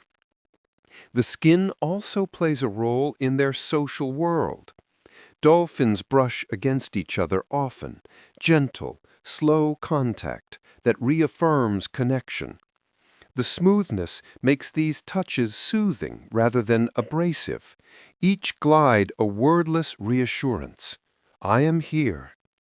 When mothers swim beside their calves, the constant touch of their warm skin becomes both comfort and communication, heartbeat through motion. To imagine it is to picture warmth inside water, an impossible contrast that somehow exists effortlessly. Beneath cool waves, a creature glides, its body both silk and sunlight. Every movement leaves behind ripples of comfort, as though the sea itself has softened for their passing. Perhaps that's why people describe the encounter as strangely emotional. The warmth feels symbolic, a reminder that life in the deep isn't distant or alien, but tender. It's warmth born of breath, carried through silence, wrapped in grace. And when the dolphin swims away, the feeling lingers like memory itself. A trace of warmth on your palm, the smoothness of calm in motion, and the quiet wonder of touching something that feels like the ocean made gentle and alive. In the silent world beneath the waves, vision fades quickly. Light scatters, color disappears, and within a few meters, the sea becomes a blur of blue. But for dolphins, darkness means nothing. Where our eyes fail, their minds light up, not with sight, but with sound. Every click they send into the water is a question, and every echo that returns is an answer. Through echolocation, dolphins can read their surroundings with astonishing detail. The clicks they produce travel through the water, strike an object, and return as echoes that reveal its shape, size, distance, even its internal structure. But what's truly remarkable is how refined their hearing is.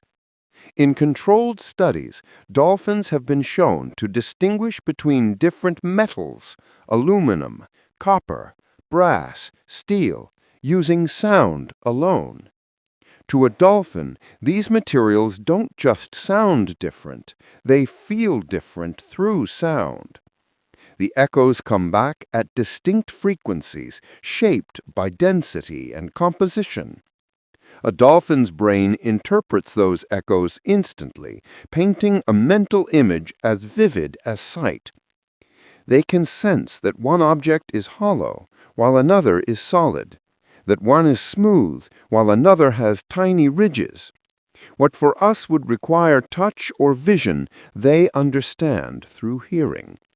Scientists once tested this ability by placing identical cylinders of different metals underwater.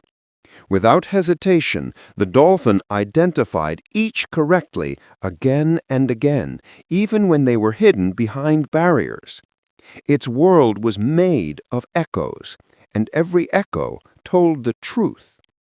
But beyond science, there's something quietly poetic about it. Imagine hearing the world so clearly that even silence has texture. A dolphin swimming through the ocean sees, not in light, but in resonance. Coral feels sharp, sand feels soft, and even a distant boat hums with the distinct echo of its hull. Their perception isn't about noise, it's about harmony, the way sound weaves through matter and returns as knowledge. This ability connects them deeply to their environment. Long before humans built machines to read sonar, dolphins had already mastered the art of acoustic vision. Their world is built on awareness, not just reacting to the ocean, but listening to it so completely that nothing escapes attention. When you picture them gliding through the dark, think of it this way. The ocean around them is alive with invisible light. Each click they make illuminates the world for a moment, revealing every ripple, every stone, every living thing in perfect detail. They remind us that knowledge doesn't always come through sight. Sometimes it comes through listening. To hear deeply, to understand without touching, to sense the unseen, that's their gift. So while we see the sea as endless blue, dolphins experience it as music, a vast symphony of echoes where every sound tells a story, and every story helps them find their way home. The ocean has no borders, no roads to guide the way, just current and sky. And yet, dolphins always seem to know where they belong.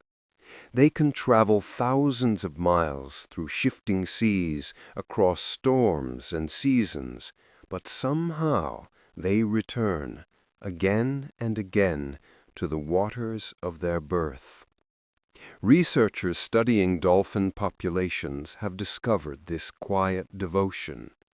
Decades after leaving their natal bays or estuaries, some dolphins are spotted again in the very same region, sometimes within a few miles of where they were born. The ocean may stretch endlessly, but memory carries them home. How they navigate remains partly a mystery.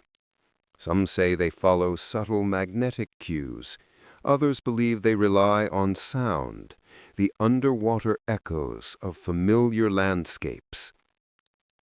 The seafloor, the reefs, even the way waves break along the coast create acoustic fingerprints that dolphins can recognize years later.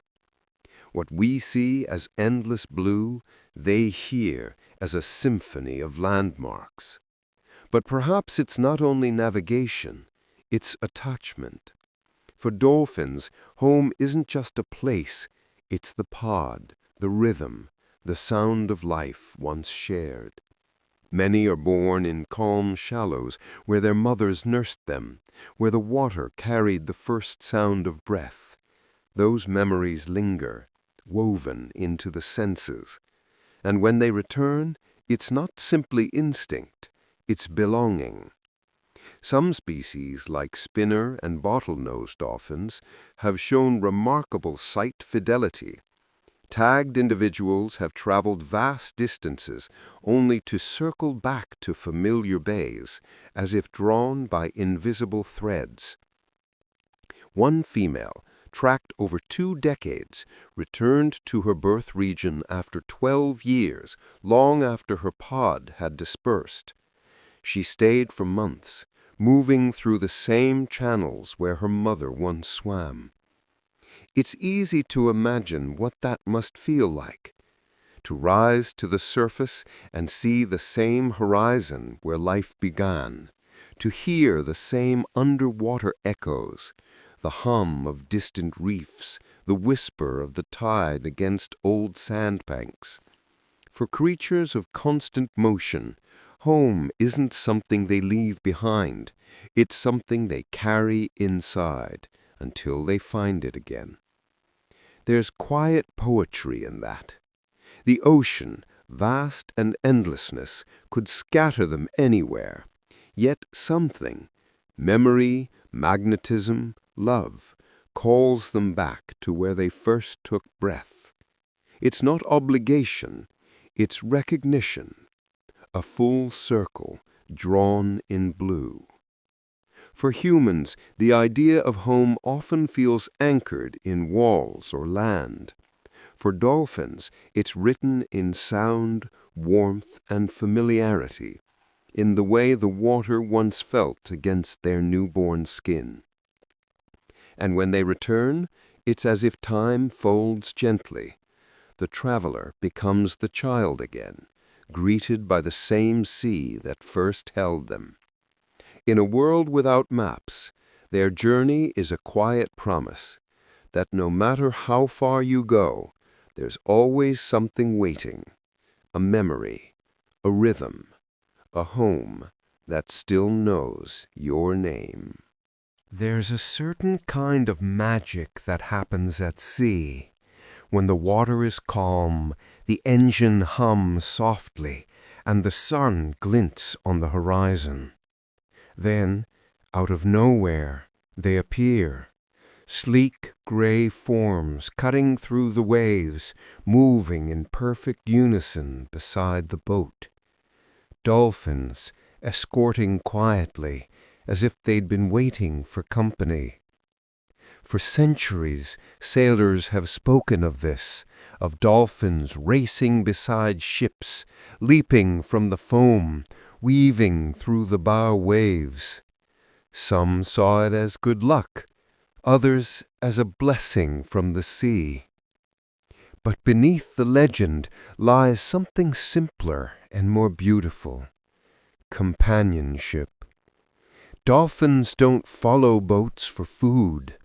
Studies show they rarely feed while doing it. Instead, they seem drawn to the rhythm, the steady pulse of movement, the echo of waves against the hull.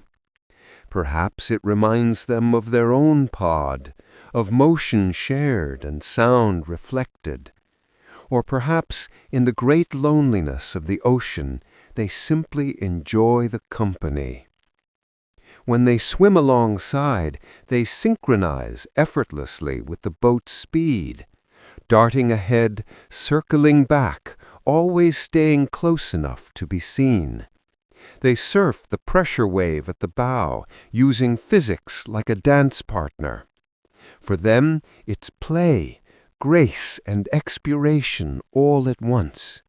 Sometimes they turn sideways to look up, their dark eyes catching the light, as if to say, "I see you." There's no fear in the exchange, only curiosity. Humans lean over the rail, smiling. Dolphins glide beneath, answering with their presence. For a few minutes, two very different worlds move together in rhythm. No words, no need. Just parallel lives sharing motion across the same sea. These escorts often happen on long routes where boats cross open water for hours. The dolphins appear suddenly, stay for a while, then vanish back into the deep. A fleeting companionship, brief but unforgettable. Even the sound changes. The splash of water against the hull seems lighter, brighter, as if their joy changes the sea itself. Some researchers believe this behavior may be social practice, a way for dolphins to coordinate movement, hone agility, and satisfy their endless curiosity. But there's an undeniable emotional dimension to it. They seem to enjoy the presence of something large, steady, and alive. In their own way, they're greeting travelers through their home. When they finally leave, the sea feels quieter. The boat continues on, but those who witnessed it often describe a strange peace, a sense of having been acknowledged by something wise and free. The dolphins, somewhere below, resume their path, disappearing into the endless blue. But for that brief stretch of time, two journeys became one. A boat and a pod, sharing space, both moving forward, both carried by the same gentle rhythm of the sea. And maybe that's what it means to be alive together, to travel through vastness, meet for a moment, and part in quiet understanding. The ocean holds endless stories of life and movement, but few are as quietly powerful as this: dolphins guiding giants home. On certain coastlines, rescuers and researchers have witnessed it. A small pod of dolphins circling a stranded whale, nudging, calling, and leading it gently toward deeper water. It begins with sound. Dolphins are acutely sensitive to distress, able to pick up low, irregular calls that ripple far through the sea. When they sense something wrong, a whale disoriented in a shallow tide, lost in murky estuaries, they approach not in fear, but with purpose. They move in deliberate arcs, clicking and whistling softly, as if reassuring the larger creature that help has arrived. One of the most famous accounts comes from New Zealand, where a pod of dolphins was seen guiding two pygmy sperm whales away from shore. The whales had been trapped repeatedly in shallow sandbanks, confused and panicking. Humans tried to help, but each time the whales turned back. Then the dolphins appeared, led by a matriarch known to locals, swimming tight circles around whales, herding them gently toward the open sea. This time the whales followed. Within minutes, the group slipped past the breakers and vanished into the deep blue. There was no obvious reward, no food, no advantage, only empathy, expressed through motion. It was as if the dolphins simply understood that the giants were lost and decided to help. Stories like this have appeared around the world, from the Pacific to the Mediterranean. Each time the pattern is the same: patience, guidance, and gentle persistence. The dolphins stay close, sometimes surfacing beside the distressed whale again and again, as if to keep it calm. Their movements are slow, careful, like a friend walking alongside someone in darkness. Science calls it prosocial behavior, helping another being at a cost to oneself. But there's something more profound in it, something emotional.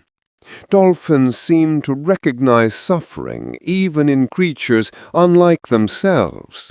Their communication and awareness reach beyond their species into a shared understanding of life itself.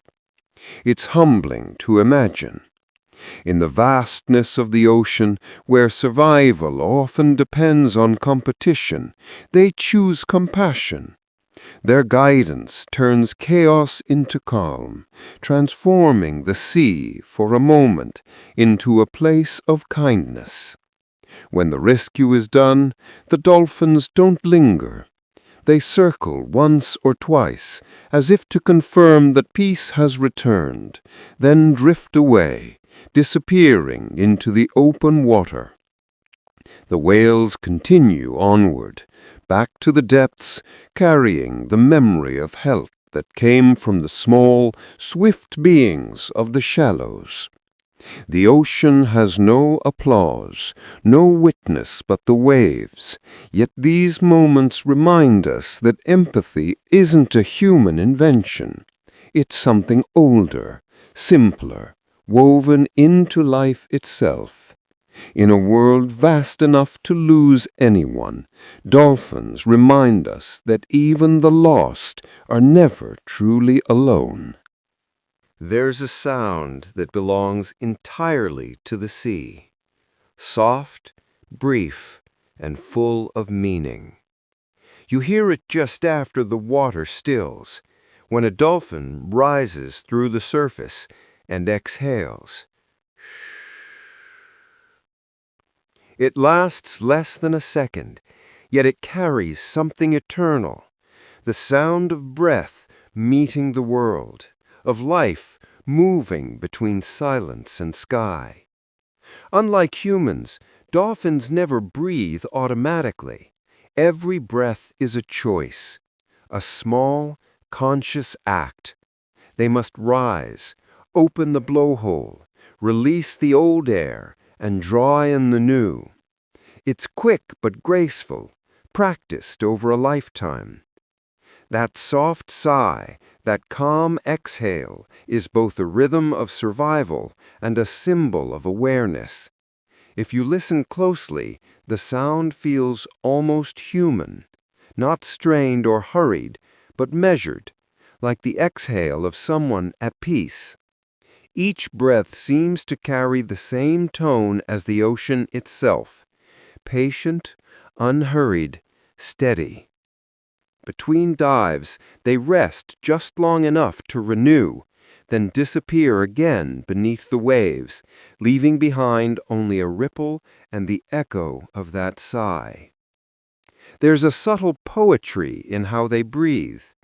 Every moment underwater requires trust, knowing when to rise, when to rest, when to release. The act becomes meditation.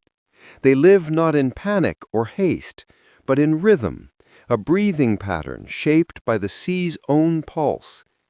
In the way they move, you can almost hear mindfulness given form. When pods travel together, the pattern of their breathing becomes a symphony of gentle sighs. One after another, soft exhalations mark the surface, dozens of quiet voices in harmony, each one distinct, yet blending into a single rhythm of life. To watch it is to witness peace in motion. Calves learn this rhythm early. Their mothers guide them upward for their first breath, and that moment, the first exhale, the first sound, is the beginning of everything. It's their introduction to the surface world, to air and light and motion. From then on, every breath is both instinct and memory, a thread connecting them to the rhythm of the sea. For humans, the sound is hauntingly peaceful. Many divers describe it as unforgettable, that brief in the dark water, a reminder that something beautiful is nearby, alive and aware. It's a sound that holds warmth even in cold waves, the essence of calm itself. Perhaps that's why the dolphin's breath feels so meaningful. It's not just respiration, it's presence. Every exhale says, I am here, I am alive. In a world that never stops moving, they breathe not out of fear, but out of balance. And when the ocean grows still and the sun lowers over the horizon, you can almost imagine it, the soft sighs of dolphins breaking the quiet, one after another, steady as heartbeat, not loud, not long, but infinite in peace. Because sometimes the simplest sound, a single calm breath, can carry the whole story of life.